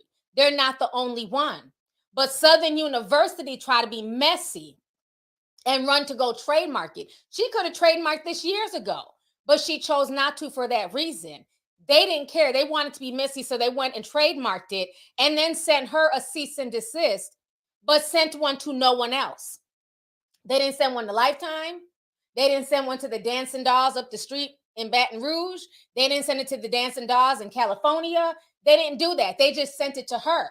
Again, hating on another Black woman who has created her own fucking table from the ground up. Because like I said, I've been a watcher of this show from day one. I watched when they were first in their first place and how the moms would be in the closet watching their daughters. Then they eventually made a whole room for the mothers to sit and watch. Like, I watched them literally struggle from day one with this show. I watched how she built this show up, even though over the years people have tried to tear this woman down. So I find it very interesting that a Black HBCU would do that to her and then send her a cease and desist. But then in the meantime, they don't have none of their paperwork right because they go by the name the Fabulous Dolls.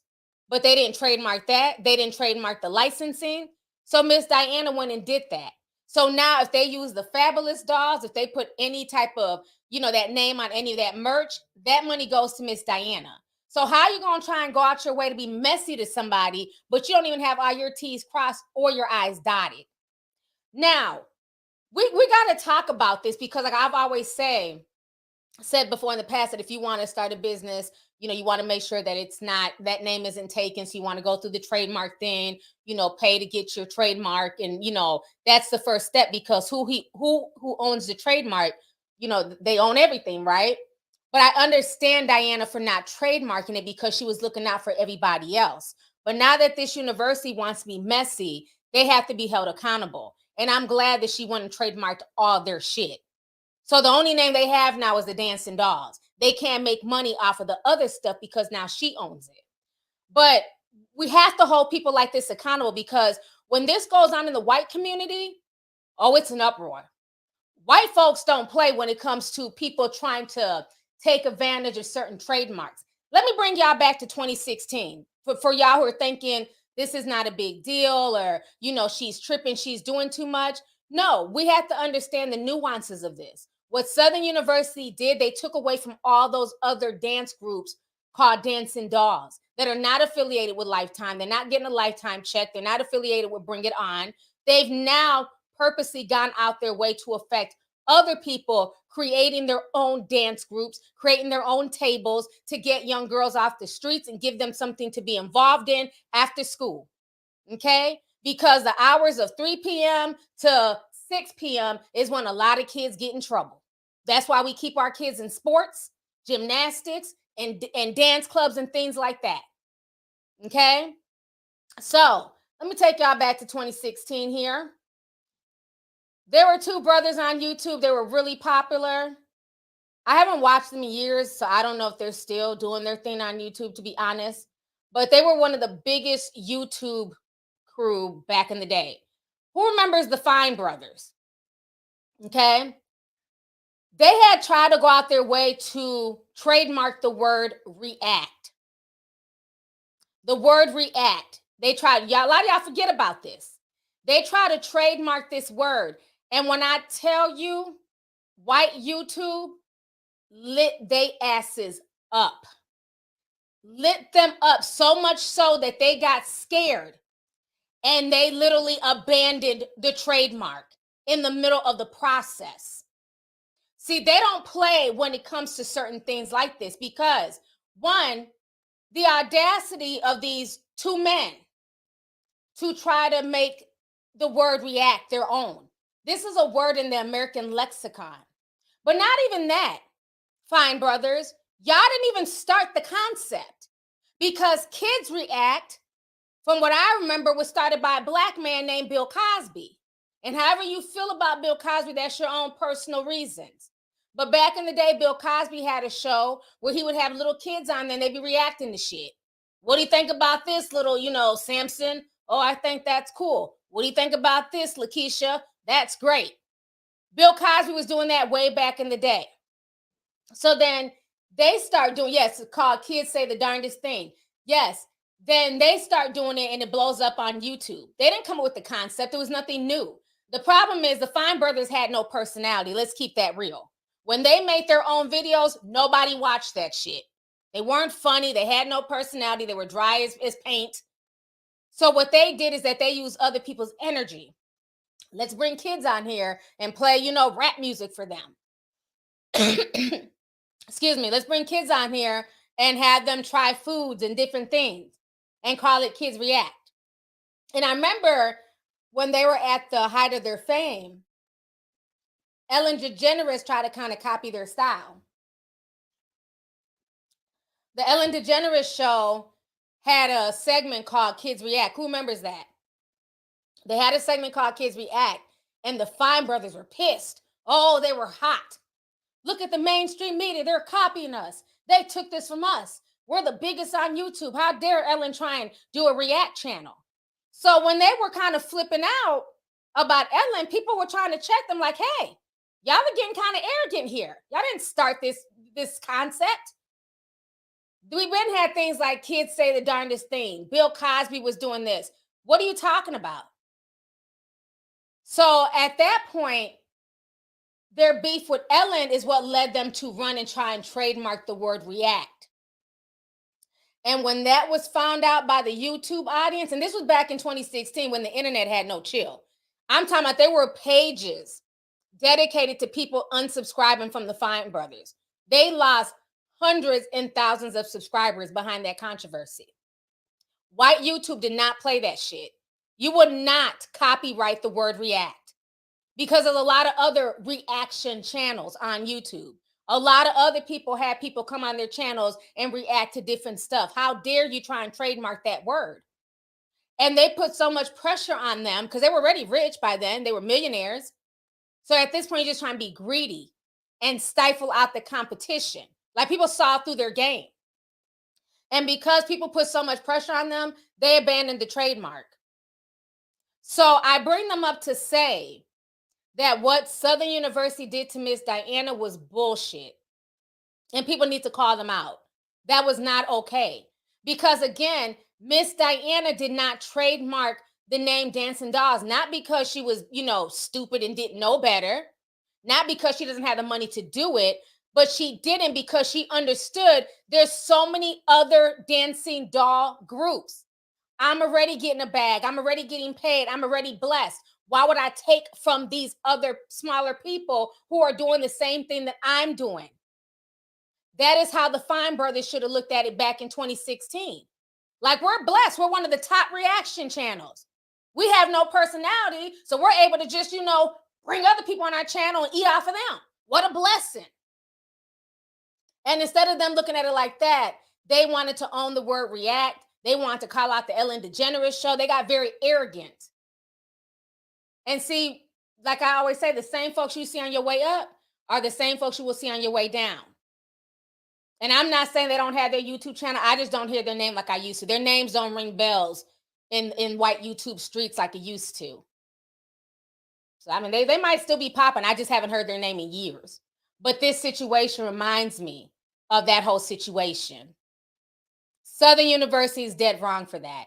And then it's one thing for them to trademark it on the low, but then to send her a cease and desist and almost mock her. Like, yeah, we got your trademark. You know what I'm saying? They did that to mock her to make it seem like she was stupid because her name wasn't trademarked when she really didn't trademark it because she was looking out for other groups in the dance community. So Southern University, y'all are trash for that. Especially as an HBCU. Y'all are messy and y'all are trash for that. And I'm glad that she bought y'all's trademark and the licensing. So that, so you try to be messy and now y'all have egg on y'all's face. And the fact that, like she said, the Dancing Dolls, that whole Bring It On franchise was definitely a pipeline for a lot of these HBCU dance groups. I grew up in the Midwest. There's no HBCUs here. I didn't know about any of these dance, groups like that until I moved down to Charlotte and I lived there. And I found out more about HBCU and like their, like the whole dance culture. I didn't know a lot about that growing up. Like in the Midwest, we had drill teams, but they don't do like a pipeline to college. It's just something you can do, as a kid. It's like the dance community, right? But with her show, a lot of those girls who graduated, because once they turn 18, they can't be a part of the Dancing Dolls. Some of them come back to help and coach, but a lot of those girls ended up going to HBCUs. So you mean to tell me that all these girls who look up to those young girls who are choosing to go to HBCUs, you don't think that those young girls are going to follow in their footsteps to do the same thing and be majorettes? Y'all just shot yourselves in the foot. And for what? For ego? And then she was saying that Cameron wasn't treated well there. I would love for Cameron, Mimi and Cameron, if y'all watch this stream, I'm going to need y'all to spill the tea. Because I would love to know what they did to Cameron at that university. Was it jealousy? Because one thing about Cameron, from what I watched over the years, she's probably one of the most level-headed young girls on that show. She was never arrogant, never mean. Her and her mom, they were there at every practice. There were times she had to miss, just being a teenager. Not being able to go to certain dances and certain things at her school because they'd have to practice 5 hours a day after school. So she sacrificed a lot through her junior high and high school years to be on the Dancing Dolls. And I remember when she made captain, I was happy for her like she was my daughter. Like, go Cameron! Like she was my own. So the fact that she wasn't treated well at Southern University, to me, it just sounds like jealousy. It just does. So y'all mad that there are girls coming to y'all schools with more clout than the people running the program? Because I know she didn't come in there with no arrogant attitude, because that's not even Carmen's personality. And Ms. D says that if Carmen starts talking, there would literally be criminal charges that can be filed. So I really want to know what happened to this young girl. I'm very curious to know. But yeah, the whole situation, it does not make sense to me why they would do this. Why HBCU would even get involved in some messiness like this. It's sad. So instead of supporting Ms. D and saying, job well done, thank you for, bringing girls here to the school, because again, when those girls from Bring It go to these HBCUs, it brings those HBCUs shine as well. Because girls are following them. They're following their Instagram pages. They're seeing when their dance competitions are, and they're coming to the colleges to watch Carmen, to watch these different girls, perform. So I just thought this whole situation was disgusting. And I'm glad Coach D put it out there. I'm glad she did. It just shows you how dirty people are. As you grow and you get bigger, there's a new, like they say, new level, new devil. But I would have never thought that an HBCU would do something like that to her and then send her a cease and desist, as if she hadn't been using that name and doing her thing for the past 22 years and the past, almost 10 years on the show. Let me go ahead and read some of these super chats here. Give me just a second. Alita Brownson 5 says, this reminds me of Michi X versus Dr. Boyce Watkins trademark battle. I think I heard something about that. Wasn't she had bought his trademark and I think some other person's trademark because they hadn't trademarked their shit. And to me, that was very interesting because Dr. Boyce Watkins, doesn't he always talk about like Black excellence and Black business? That should have been the first thing he should have done, is trademark his business. It's not like he's a dancing doll. You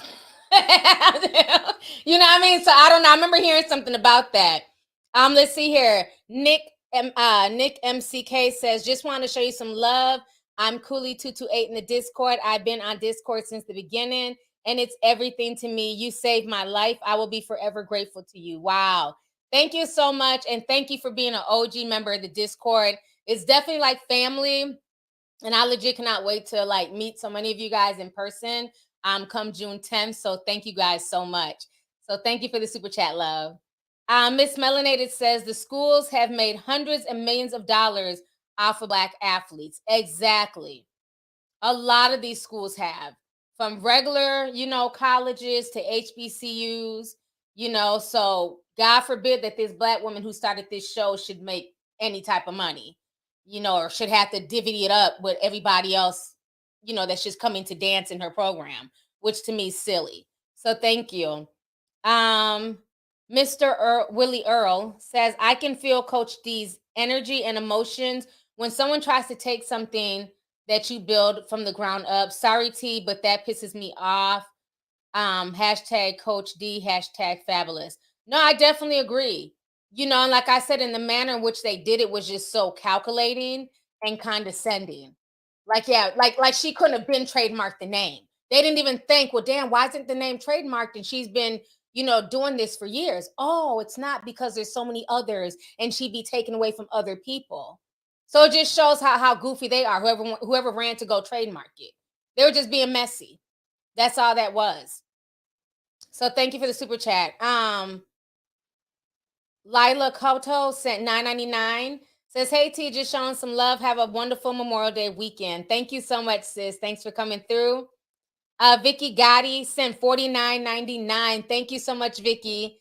They say, as an HBCU alumni and someone who's deeply rooted in dance culture, being a member of the only co-ed national dance fraternity, those dates are very strange. Knowing what's going on at SU with FDD on 319, shady business, shady sponsors is all I'm gonna say. What is FDD? If somebody could write that in the chat. But thank you for the super chat. Thank you for that.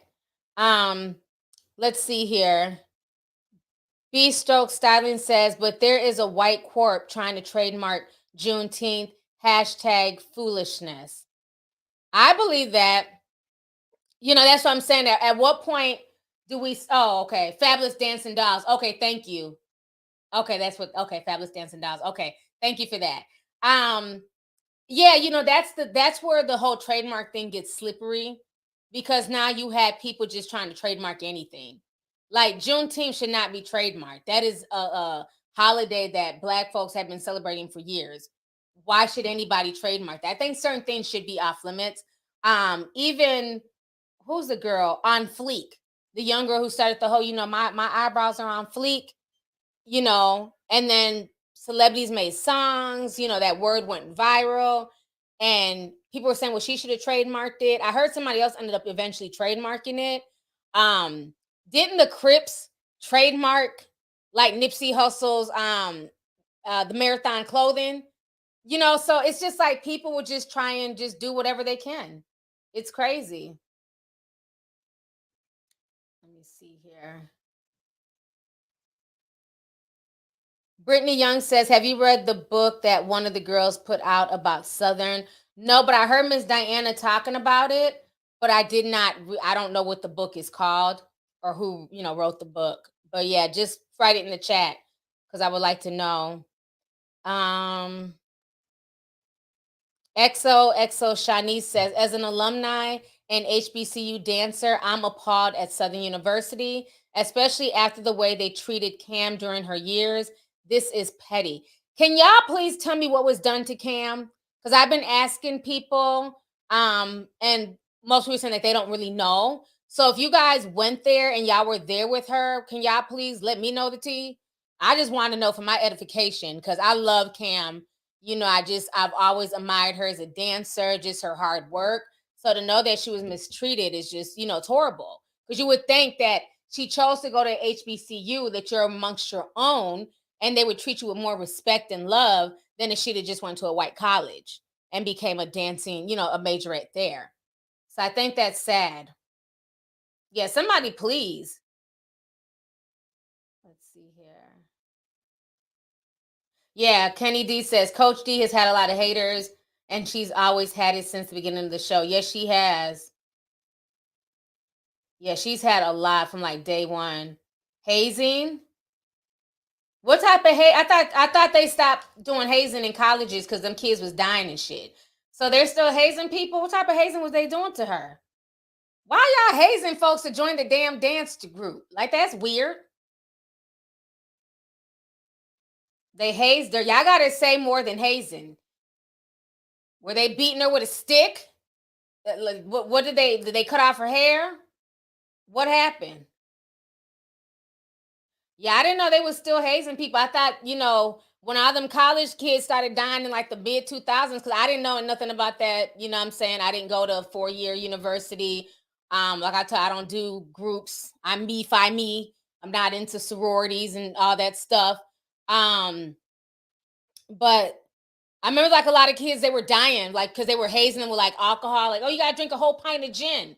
And some kids would get alcohol poisoning, and other kids were like abused, you know, to the point where they were beat up and they died. So I thought they had stopped hazing. So they still have hazing at universities. That's sad. Somebody said it's probably jealous of her since she was the front line. Was it like an initiation? You know, the thing that's always tripped me out with this whole college hazing thing, with these fraternities and sororities, how is this different from a gang? And I'm not trying to be disrespectful when I say that at all, because I have cousins who are, you know, part of the Divine Nine and Deltas and, you know, AKAs and Q dogs, you know, all that shit. They be dancing, hoop, hoop, you know, they do all that stuff. I'm like, okay, go cousin. You know, I think it's cool. I love it. I'm here for it. But I'm just saying, like, how is that any different when you like it sounds like they treat the fraternities and sororities like a gang? Like, these girls really be beefing with each other, like the Deltas and the AKs, the Qs and the Kappas. Like, sometimes it really gets to, like, the beef is like that deep. And I thought it's supposed to just be like Black excellence and positivity until I started getting to know some of these sorority people and fraternity people. Y'all act like a damn gang. Because I was at a party one time. I was in South Carolina. I will never forget. We was at a party, and this little boy, he just started doing the dance, the Q dance. He just started doing it in the middle of the dance. And when I tell you, like, 4 Qs walked up to him and was like, are you part of the Qs? Where did you learn your dance from? Where are your brandings? They want to check his brandings and everything. And I was like, why y'all acting like, I said, that's weird. That, to me, that comes off like gang culture.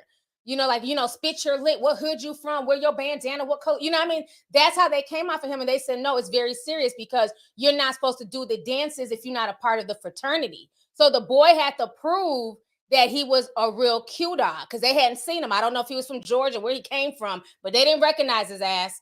And they said, you cannot just be doing the dances. So he had to show where he was like burnt with the little, you know, insignia. I was like, child, y'all take this shit real serious. It's about to be, if he let him not have had that branding, I would have jumped his ass. But that's when I learned they take it very, very serious. Am I lying? Y'all put a teacup from line. They don't play. You can't like even, I'm gonna ask my cousin, like, oh, show me the dance. I want to, learn the little cute little step and move and shit. She's like, we can't show you the dance. I'm like, oh, okay. All right, well, I'm gonna just stick to the TikTok dancing. Yeah, they can't. Unless you're like a part of that fraternity, sorority, you cannot be doing their dances. Thank you for the teacups. Yeah, they take it very serious. Somebody said it's a cult. Yeah, I don't know. I was just surprised. I'm like, y'all come off kind of like, professional gang members, okay?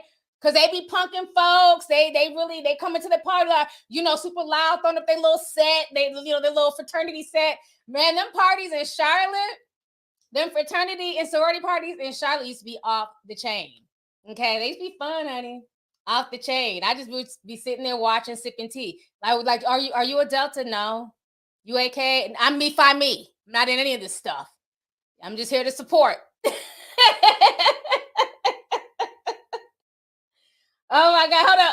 Alana has the pink and the green. She says we don't play. I know that's right. Look at the AKAs in the chat. Okay, we see y'all. We see, okay, several members of the Divine Nine have entered the building. Okay, shout out to y'all. You know what I'm saying? Make sure y'all actually get y'all's degree. Don't just be trying to go and pledge. Because there's been folks who've been known to just go and pledge and they drop out with no degree. So make sure you at least finish college. Don't just go pledge and be a part of the Divine Nine, okay? Okay, all the dang AKAs in here. We see y'all. Okay. Yeah, I just, like I said, I feel bad because I really did not know that hazing was still going on. That's very interesting. Okay, we have some Zetas. All right. This is cute because it's usually like, oh my God, these weird fandoms. So it's cute to, okay, we see, okay, all right, we see y'all. It's cute to see like the Divine Nine here. Usually it's damn unicorns and red high heel shoes and bumblebees. So I'm glad to see something different in my chat. Okay, there go the Deltas with the little triangles. All right, we see you, Taylor. Okay. Y'all are so funny. Only in my chat. We done brought out the Divine Nine. They not playing, honey. They bringing out all their colors. See the little elephants? Okay, we got some more Deltas in the house. All right. I love it. I love to see it. I'd rather, at least y'all are in college. I'd rather see this than a bunch of damn unicorns. Okay. See unicorns in my sleep at this point. All right, let me see here. Sarah J says, remember when Beyonce tried to trademark the name Blue Ivy and she was denied? A store already had it trademarked. Yeah. And then they tried to punk the lady and the lady was like, no, I'm not going to give you the name Blue Ivy. Like, this is my store. I've been had this. Maybe you should have thought about that before you named your child Blue Ivy. Yep, I remember that. Yeah, Beyonce was hot about that. LeBron James tried to trademark Taco Tuesday. Happy for you building your empire. Wish I could make it, but I won't be. But this won't be the last one. You'll see me at the next one. Blessings. Thank you so much, Camp. I appreciate you, sis. I remember hearing about him trying to trademark Taco Tuesday, and a lot of Latinos went off. Like, that's not cool. We've been having Taco Tuesday at our house. This has been a Mexican cultural thing. How dare you try and trademark it? That's what I'm saying. You got people now who just want to trademark stuff just to say that they own something so they can, get a quick money grab. And it shouldn't. Why should the damn Jameses be the only ones in America to enjoy Taco Tuesday? I don't want to cease and desist if I decide to, do a Zoom on a Tuesday and eat tacos. So I'm glad that they denied his damn application. Okay. Taco Tuesdays are for everyone, not just LeBron James. Let's see here. Matt had a 35 cent 20. He says, let's see here. I went to the Jackson State University, and we had a seminar every year to remind people not to do Greek strolls or cut their lines when strolling. I'm not Greek. I'm me, fi me too. Ooh, thank you so much. Yeah, it's really serious. They don't play in that culture. They do not play. So thank you for the super chat. Tira DeLauder sent $4.99. She says they take sorority seriously. My freshman year, my cheer sister told me to take off my gold elephant chain. She was like, "You can't wear that." Ooh, wow. Yeah, I believe it. That's why I say, like, to me, as I got to know a lot of, people from like the sororities and fraternities, I just felt like it was a gang. Like, I would ask them, like, I was like, it's almost like this is like, you guys are like a professional gang. Like, y'all are like a high class gang. And they would laugh, but it was that laugh like, yeah, bitch, we are, but we can't tell you anything because everything's a secret. It's a secret society. But then they would give that chuckle like, yeah, yeah, it is like a gang. So I don't know. That's Greek life for you, child. That's Greek life. Let's see here. Rick J says, laugh my ass off. The younger generation made it a mean girl secret society that hides behind the community service and history. It's disappointing sometimes. Thank you. Thank you for the super chat. A godly woman says hazing still happens and it's worse than ever because it's underground. Oh, okay. So that's what happened. They went underground with the hazing. Wow.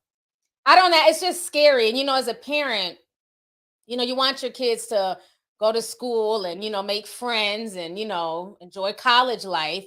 And at the same time, too, they're technically adults now because they're like 18, 19, 20.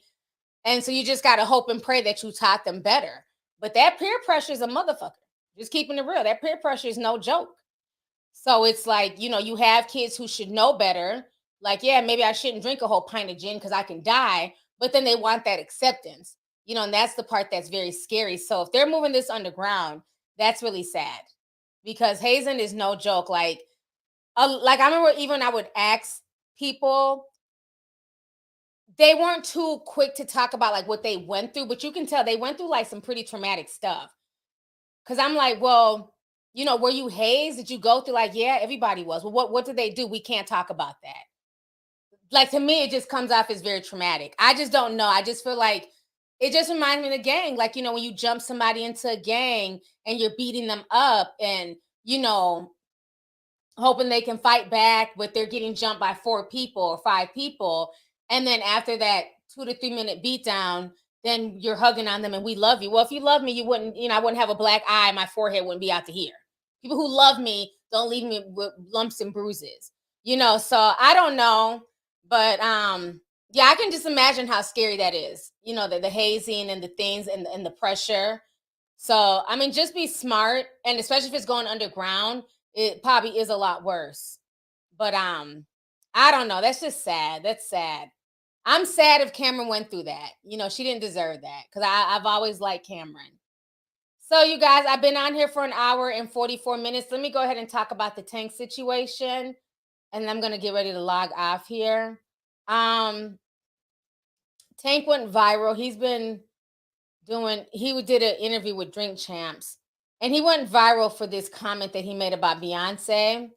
And a lot of people were like really upset. I'm assuming it was the Beehive, but they were calling him a messy bottom, saying he was doing too much. I was like, damn, they were dragging him on Twitter. And I don't really know like what was wrong with what he said. Let me go ahead and show y'all what he said, because they called him a messy bottom the whole day on Twitter. And I'm like, anything that they, whenever Beyonce's a topic of conversation, people get so upset. And it's like, people have the right to have their opinion. So let me play y'all what good old Tank said.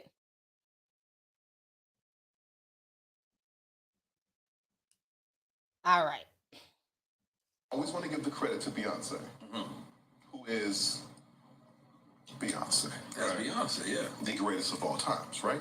We always want to... Notice what you said about Busta Rhymes. You said Busta Rhymes and Swift Star on stage. That's what you just said. Okay. Busta Rhymes is... So that's Beyonce and Kelly Rowland. That's what I'm... I like your correlation. Yes.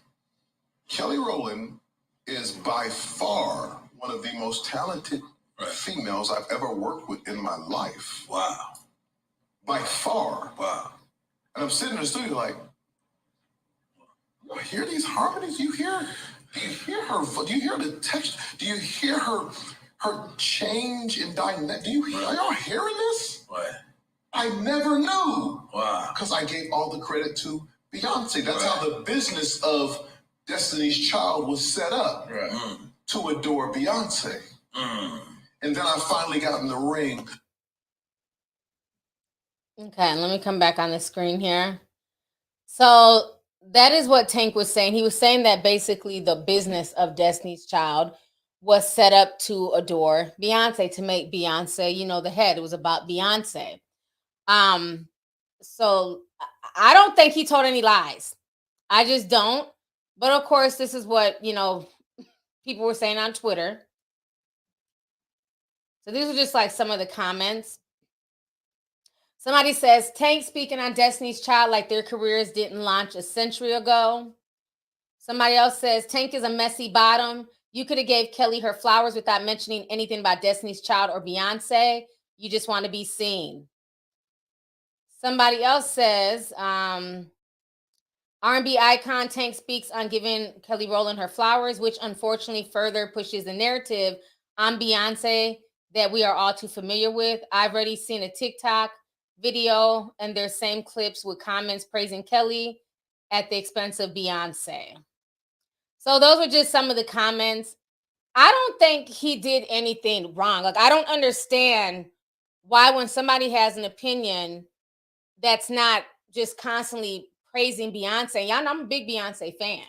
You know what I'm saying? I love Beyonce. I think she's extremely talented. But let's not act like she was not placed to be the forefront of that group. Okay? Destiny's Child was not necessarily Destiny's Child. It was Beyonce's child. Let's keep that real. Beyonce was the head singer. She got a lot of the best parts. Everything was mechanically geared around Beyonce. So that way, when she eventually went solo, which everybody kept telling you need to go solo, you need to drop a solo album, because they always placed her on a pedestal above the other girls. Even when the other group members got replaced, LaToya and Latavia, Beyonce was never going anywhere. And Farrah Franklin, when she was there, they got rid of her and then brought in Michelle. When you think of Destiny's Child, people always praise Beyonce. Kelly Rowland also dropped several albums. And her albums have been a bop. I mean, Kelly has a lot of good music. But for whatever reason, it's like, it just seems like she's always been in Beyonce's shadow. And so I like the fact that Tank was praising her and saying, she is really talented. She really can sing. It's not like she's hiding her vocals behind Beyonce, or that the reason why she got to where she's at is just because of Beyonce. Like, Kelly can actually hold her own in the studio. Kelly is very talented, beautiful, multifaceted.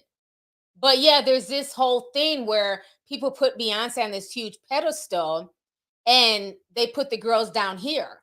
So I don't understand why, some of the Beehive members are so upset. I don't think he disrespected Beyonce. I don't think he put down Beyonce to uplift Kelly? How many times have people wrote blogs, done commentary where they blatantly put down Kelly and Michelle and uplift Beyonce? And nobody has a problem with that. Remember, because y'all don't forget shit. This is like back in 2015. I did a video on it. There's a whole hashtag called Poor Michelle. Put a tick up for y'all remember Poor Michelle. There was a whole hashtag called Poor Michelle. And what people did, Beehive, they ended up finding every clip where Michelle made a mistake, where she danced off beat, where she fell on 106 in Park, where she had to dance on Magic Johnson, and because he had HIV and the other men didn't, everything was Poor Michelle. It was a mess.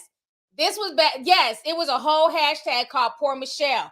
And I remember I did a video on it. There was a lot of funny clips too, because I remember when she came out, she fell, and Beyonce looked at her like, bitch, you better catch up, and kept out with her little dance.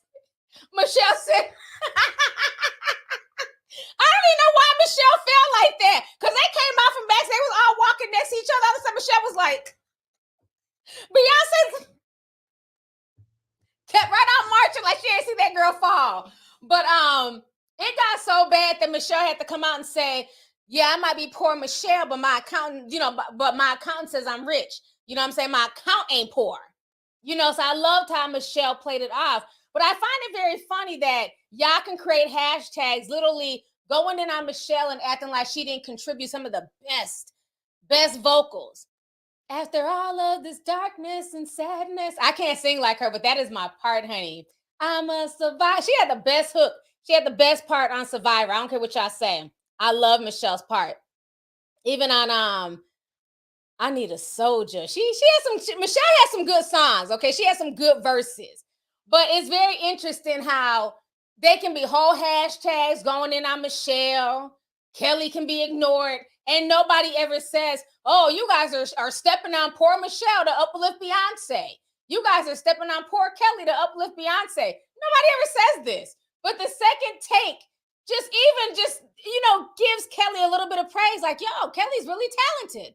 Hell, I was surprised. I thought Beyonce was the only real vocalist. Kelly, was really doing her thing in the studio. Oh, how dare you step on Beyonce to uplift Kelly, you messy bottom.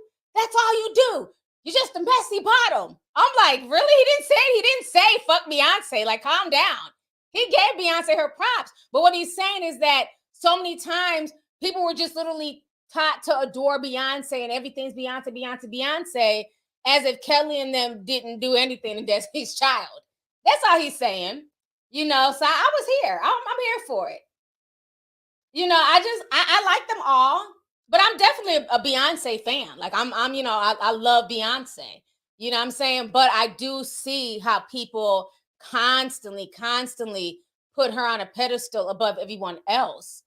Like even when she had her kid, I believe when she had Blue Ivy, because I don't think it was much fanfare with the other kids. I don't even know the other kids' names, child. But I remember when she had Blue Ivy and people were cussing out Michelle. Y'all gonna leave poor Michelle alone. They were dragging Michelle on Instagram. Like, bitch, don't you know Beyonce had a baby and you ain't post nothing yet? They were going in on Michelle. And once again, Michelle had to come out and be like, why? I don't have to post anything about Beyonce on my Instagram page. I actually have her phone number. I can hello, hey Beyonce, hey girl, congratulations. We're gonna be up there about 7:00 tonight to come see the baby. I can actually call Beyonce. Y'all weirdos can't.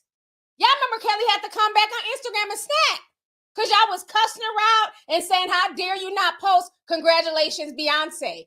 A lot of y'all have just y'all have literally turned Beyonce into a god. And if these other girls are not praising Beyonce, y'all are mad. If Kelly is not up at the crack of midnight on September 4th, posting a happy birthday Beyonce message, y'all are dragging Kelly. I always knew you were a hater. It's 12:01 and there's no happy birthday Beyonce post. Fuck you, Kelly. You weren't the best anyways. Y'all get so upset. And these girls actually know Beyonce and they can call her. That is like their sister. But when it's Kelly's birthday, I don't see none of y'all Beyonce's comments saying, hey, Beyonce, It's 12 in the afternoon. Where's your Kelly Rowland post? Nobody says that to Beyonce. But let it be 12:01. Y'all are going off on Michelle and Kelly because they haven't updated and posted anything about Beyonce. Y'all are strange people. They go so hard for Beyonce. It's insane. I have seen so many people step on Michelle and Kelly over the years to uplift Beyonce. And we're just like, oh, well, you know, that's Queen Bee. It doesn't matter. But the second somebody gives Kelly Rowland praises, y'all are mad. It doesn't make any sense. When Kelly had her baby, nobody demanded that Beyonce jump on Instagram and, you know what I'm saying, write a, you know, congratulations message to Kelly's child. And I'm sure, you know, Beyonce was there and, you know, they talked on the phone and, you know what I mean? Because they're very close. Beyonce just doesn't live her life on social media. And that's one thing I do love about Beyonce. I like the fact that she keeps that mystique. That's why, to me, she's probably one of my favorite celebrities because she keeps that mystique. She reminds me of the female version of Prince. You know, you only see Beyonce when she wants to, you know, drop some Ivy Park. When she got something to hawk, you will see Beyonce. Beyonce will log into her damn Instagram account. Jay-Z, what's my password? Blue Ivy 217. Go ahead, log in. Ivy Park collection, dropping in a week. Bye. That's the only time you see Beyonce on the gram, when she's trying to hawk some shit. Either some new music, Ivy Park merchandise, or, you know, showing off her baby bump. Other than that, Beyonce, she don't give a fuck. Beyonce's living her best life. She's made her money. Okay? And I like that about her. I really do. I like that mystique. Because a lot of you other celebrities have turned me the hell off.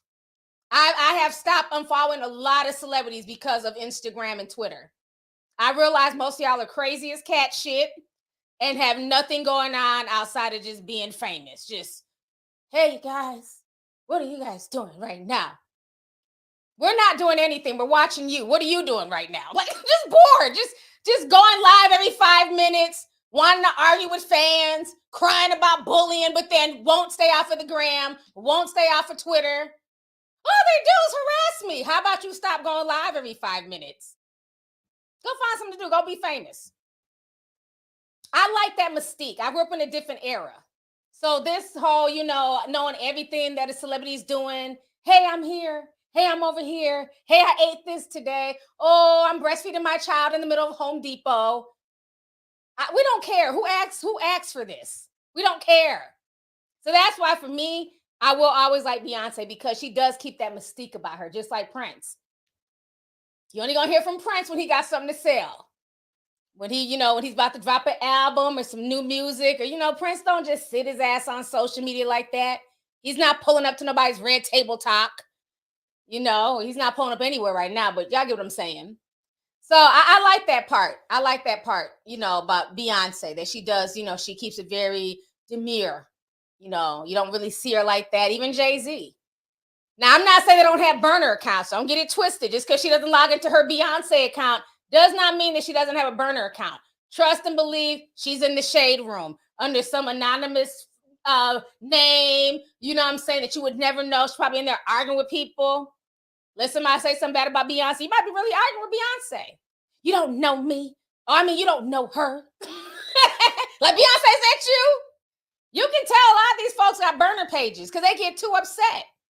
I'm like, you going a little bit too hard for somebody with no picture and 2 followers. Is that you? Some of these celebs really be having burner pages. Remember, that's how Erica Mena got caught up. She had a burner page and they used her burner page for her babies. Instagram.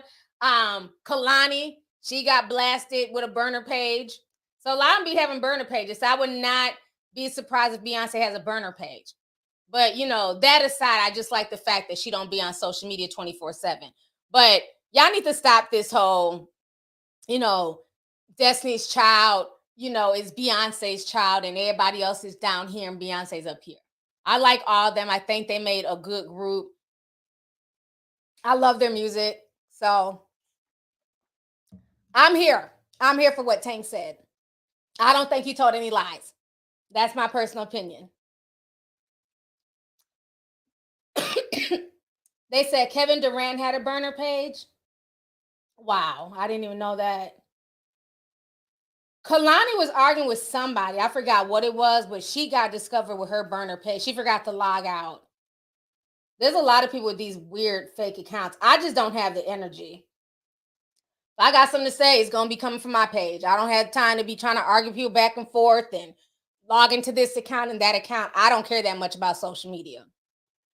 It's not that serious.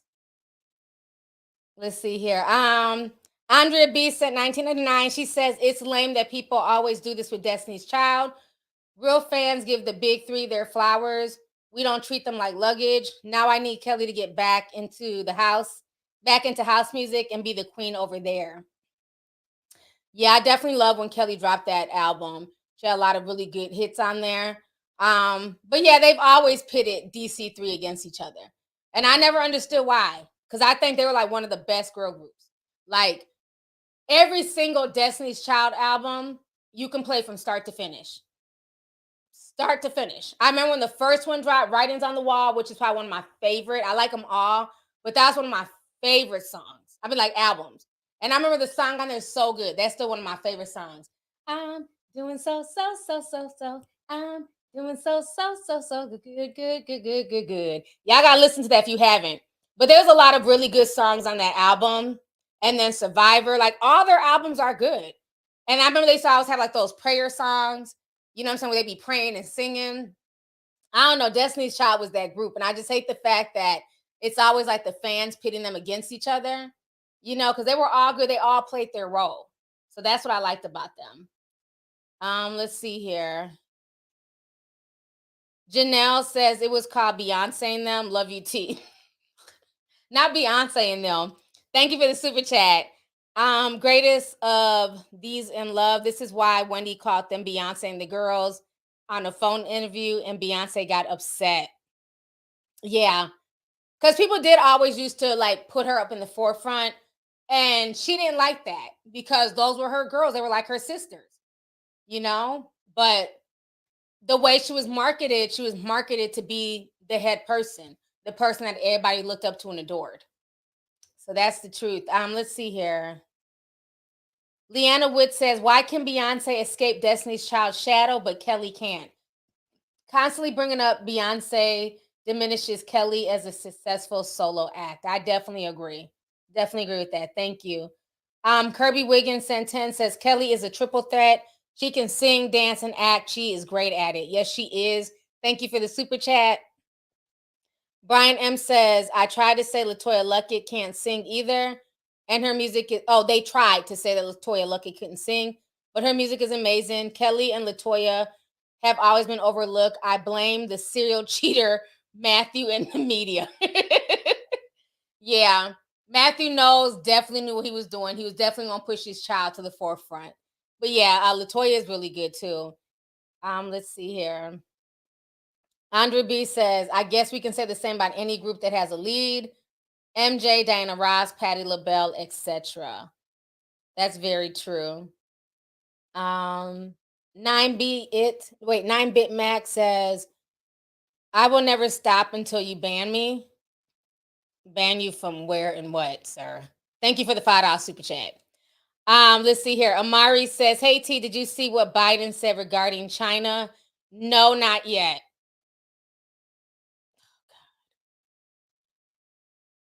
I'm gonna have to Google. I can't take him talking. Like, he just puts me to sleep. I don't feel anything genuine from him. I'm ready to nod off.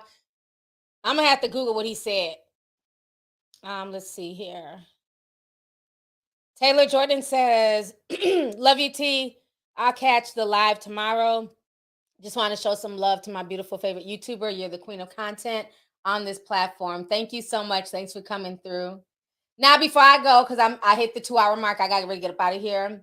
Yeah, Sleepy Joe, old man Joe. Let me talk about this school situation before I go. I want to say that till the end, in case they kick me off of here. It's the end. So we had the situation with the teenage gunman who had went into the elementary school and he shot 19 kids and I think like 2-3 teachers. And this was like 2 days ago. Now, what is really disturbing about this entire situation is that, of course, now they're trying to say that the guy was bullied, he was picked on. I'm tired of this narrative. And I don't know if it's the media putting out there or social media of because somebody was bullied that, that justifies. It doesn't. Who remembers when I went in about that Timothy Simpkins situation? That also, funny enough, happened in Texas. Remember, in Arlington, Texas, you had the black boy who was a shooter. He went in and shot the 15-year-old boy that had gotten into a fight earlier that day. He shot the 15-year-old, he shot 2 other people, and he shot a teacher. Remember when I said in that video, people kept trying to excuse it because one was a black shooter. So you had people in the shade room, so many people on social media excusing this young boy's behavior because the mother came out and said he was bullied. I said, I don't give a damn if he was bullied. We've all been bullied.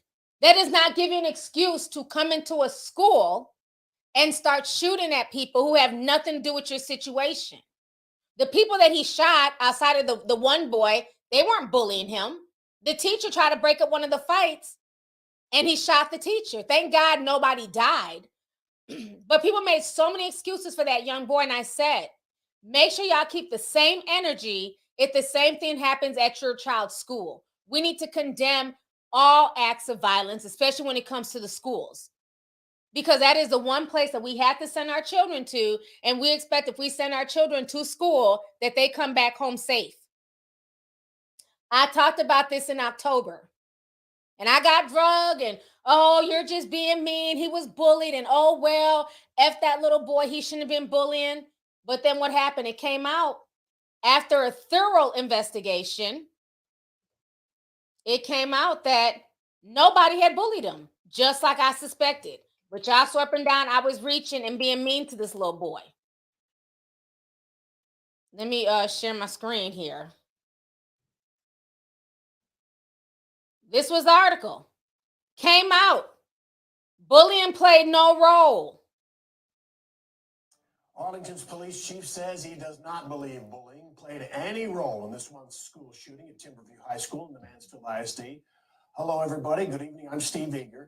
Shortly after the shooting, which injured 2 students and a teacher, Timothy Simpkins got an attorney and said he'd been the target of bullying. The family of the student, who was shot several times, denied those claims. Tonight, the police chief said it was the shooter, Simpkins, who participated in, quote, high-risk activity leading up to the fight that day. All right, I just want to play that clip. So again, you had a lot of people co-signing that bullshit with this young boy just because he was black. We were supposed to give him a pass. But had that been a white boy, like I said in my original stream, there'd be no passes given. No one should be getting a pass because they were supposedly bullied and we're okaying them to go into a school and shoot at people. Absolutely not. I would never co-sign some, bullshit like that.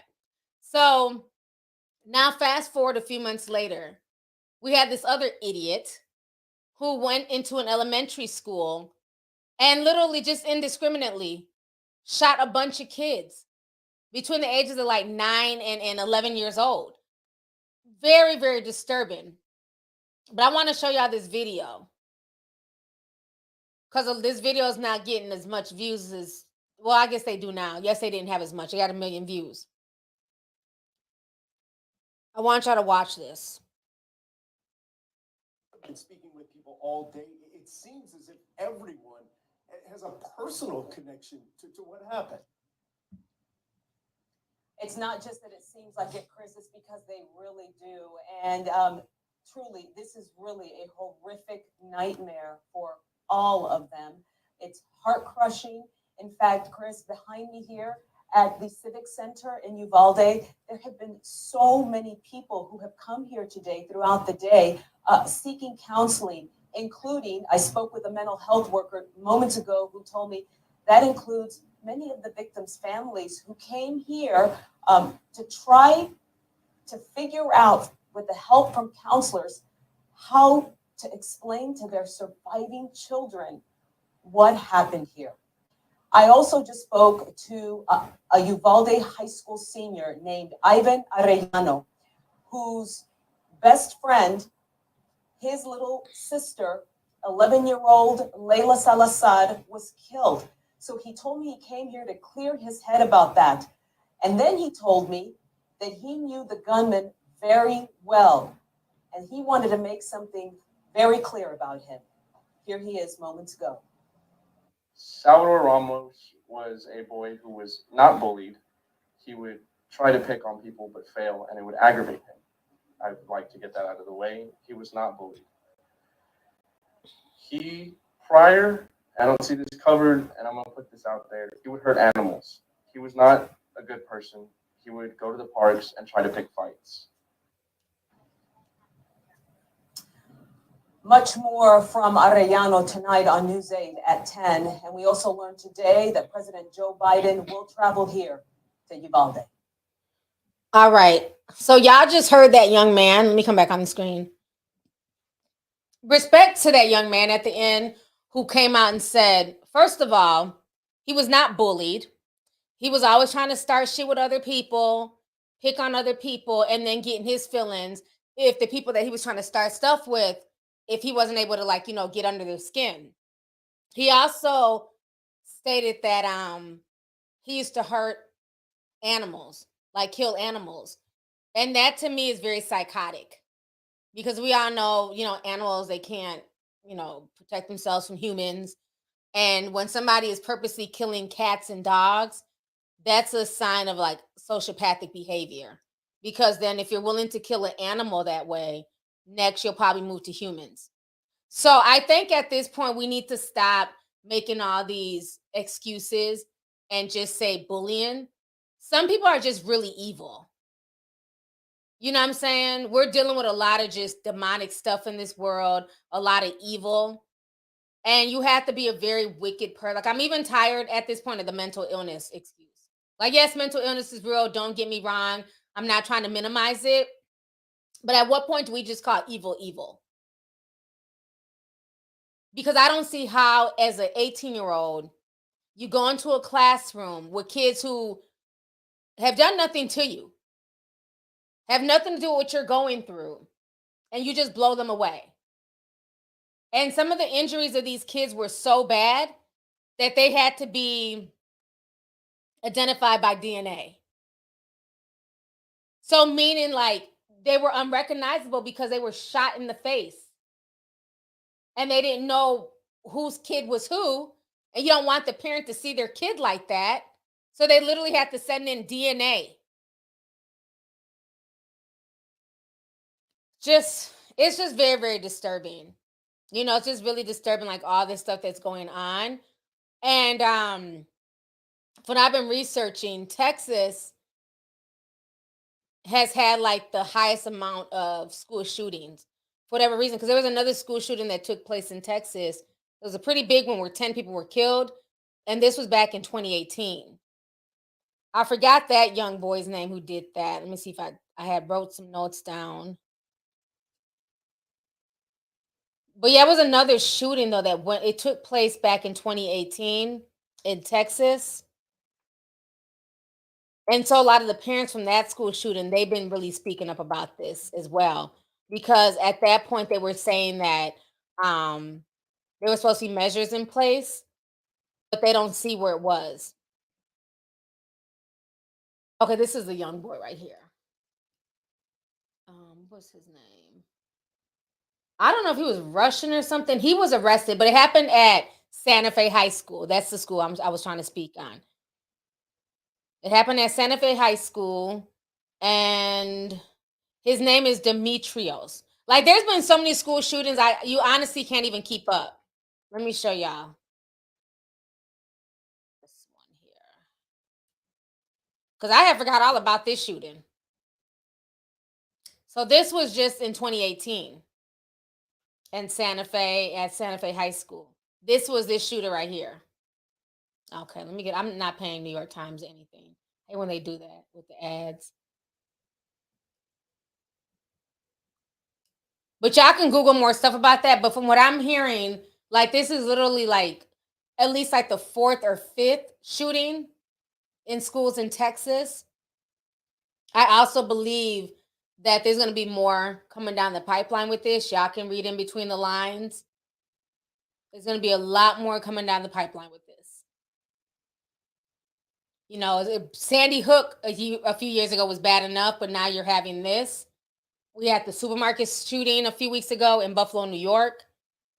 We had, you know, the shooting. Thank goodness somebody died in the subway in New York as well. So it's just been a lot of stuff going on.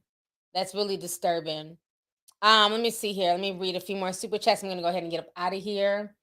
And we have over 10,000 people. Thank you guys for joining me tonight. Make sure y'all hit that like button. Let's see here. Taylor sent 20 says, love you, T. Oh, I think you. Oh, no, I read that earlier. Thank you.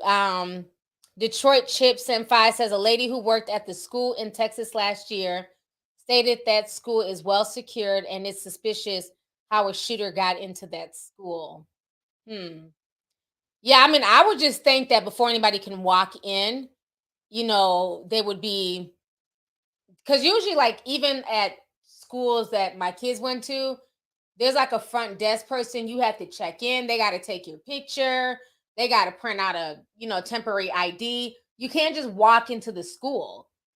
So it's very strange that he just walked in. It's not like he walked in, he blew the first person that he saw away. There was nobody there. So I don't know. The whole thing is really disturbing though. Bree Organicent 10 says Ruby Bridges was bullied every day and never shot up at school. Love you, T. Love you too, and that is the truth. And was picked on by grown folks. Okay, and still went to school every day with her head held high. So thank you. King Neptune says the point I was making is when the supermarket shooting happened, Facebook was banning people for sharing it, but don't have the same energy when it's Black violence. Thank you for the super chat. Yeah, Facebook is always going to be funny. You know, just like how they were trying to silence people who were showing that the shooter wasn't shooting. You know, he wasn't shooting that white guy. He stopped and apologized to him, but then continued shooting Black people at the store. That's Facebook for you. Hated since 89 says, my son is in kindergarten. He told me that his teachers were training him to hide in the corner if a shooter comes to his class. Wow. That's sad, but that's the world that we live in now. That we have to train kindergartners for that. When they really should just be worried about their ABCs, they're not having to like train in case somebody comes to the classroom. It's sad. Let's see here. Megan Frederick says, did you see the Obama tweet about the shooting? It was very disrespectful to the victims. No, I did not. I'm going to have to look that up. I didn't see it, but thank you. Ronaful says, I got into a fight about mental illness versus evil, primitive behavior. I believe some people are closer to that primitive nature scale in human form. Yeah, like I said, I believe, like, you know, people have mental illness, but at what point can you just call somebody evil? I just don't think everything is mental illness. I think you have people who want to be attention seeking and they want to go out with a bang. And he definitely, that's what he was on. So thank you. Shauna Michelle says, you hear the cops save their own children first? Damn. I didn't hear that, but I mean, can you blame them? That's your child. I mean, I didn't hear that, so I don't know if it's true, but the average parent, you're going to try and rescue your child first. That's human nature. That is your child. So can I be mad at them? No. That's a tough situation. So on that note, you guys, it's a lot going on in this world, child. Stay prayed up. Stay safe. Thank you guys so much for tuning in. I know it's getting late. It's almost 10 o'clock. So I'm going to go ahead and get ready to log off here. But thank y'all for coming to this stream. I know it's a lot longer, but because I haven't streamed in a few days, I wanted to give you guys a longer stream. I hope that's okay. Thank you to everybody who showed up. Thank y'all for the likes. Thank you guys for the super chats. I appreciate y'all. And once again, make sure, in case you missed the beginning of the stream, go to lovelyti.podcast.com to purchase your tickets if you want to come to the Atlanta show. So on that note, you guys, I will see you guys later. And once again, thanks for coming through. Stay safe, and I'll talk to y'all later. Bye.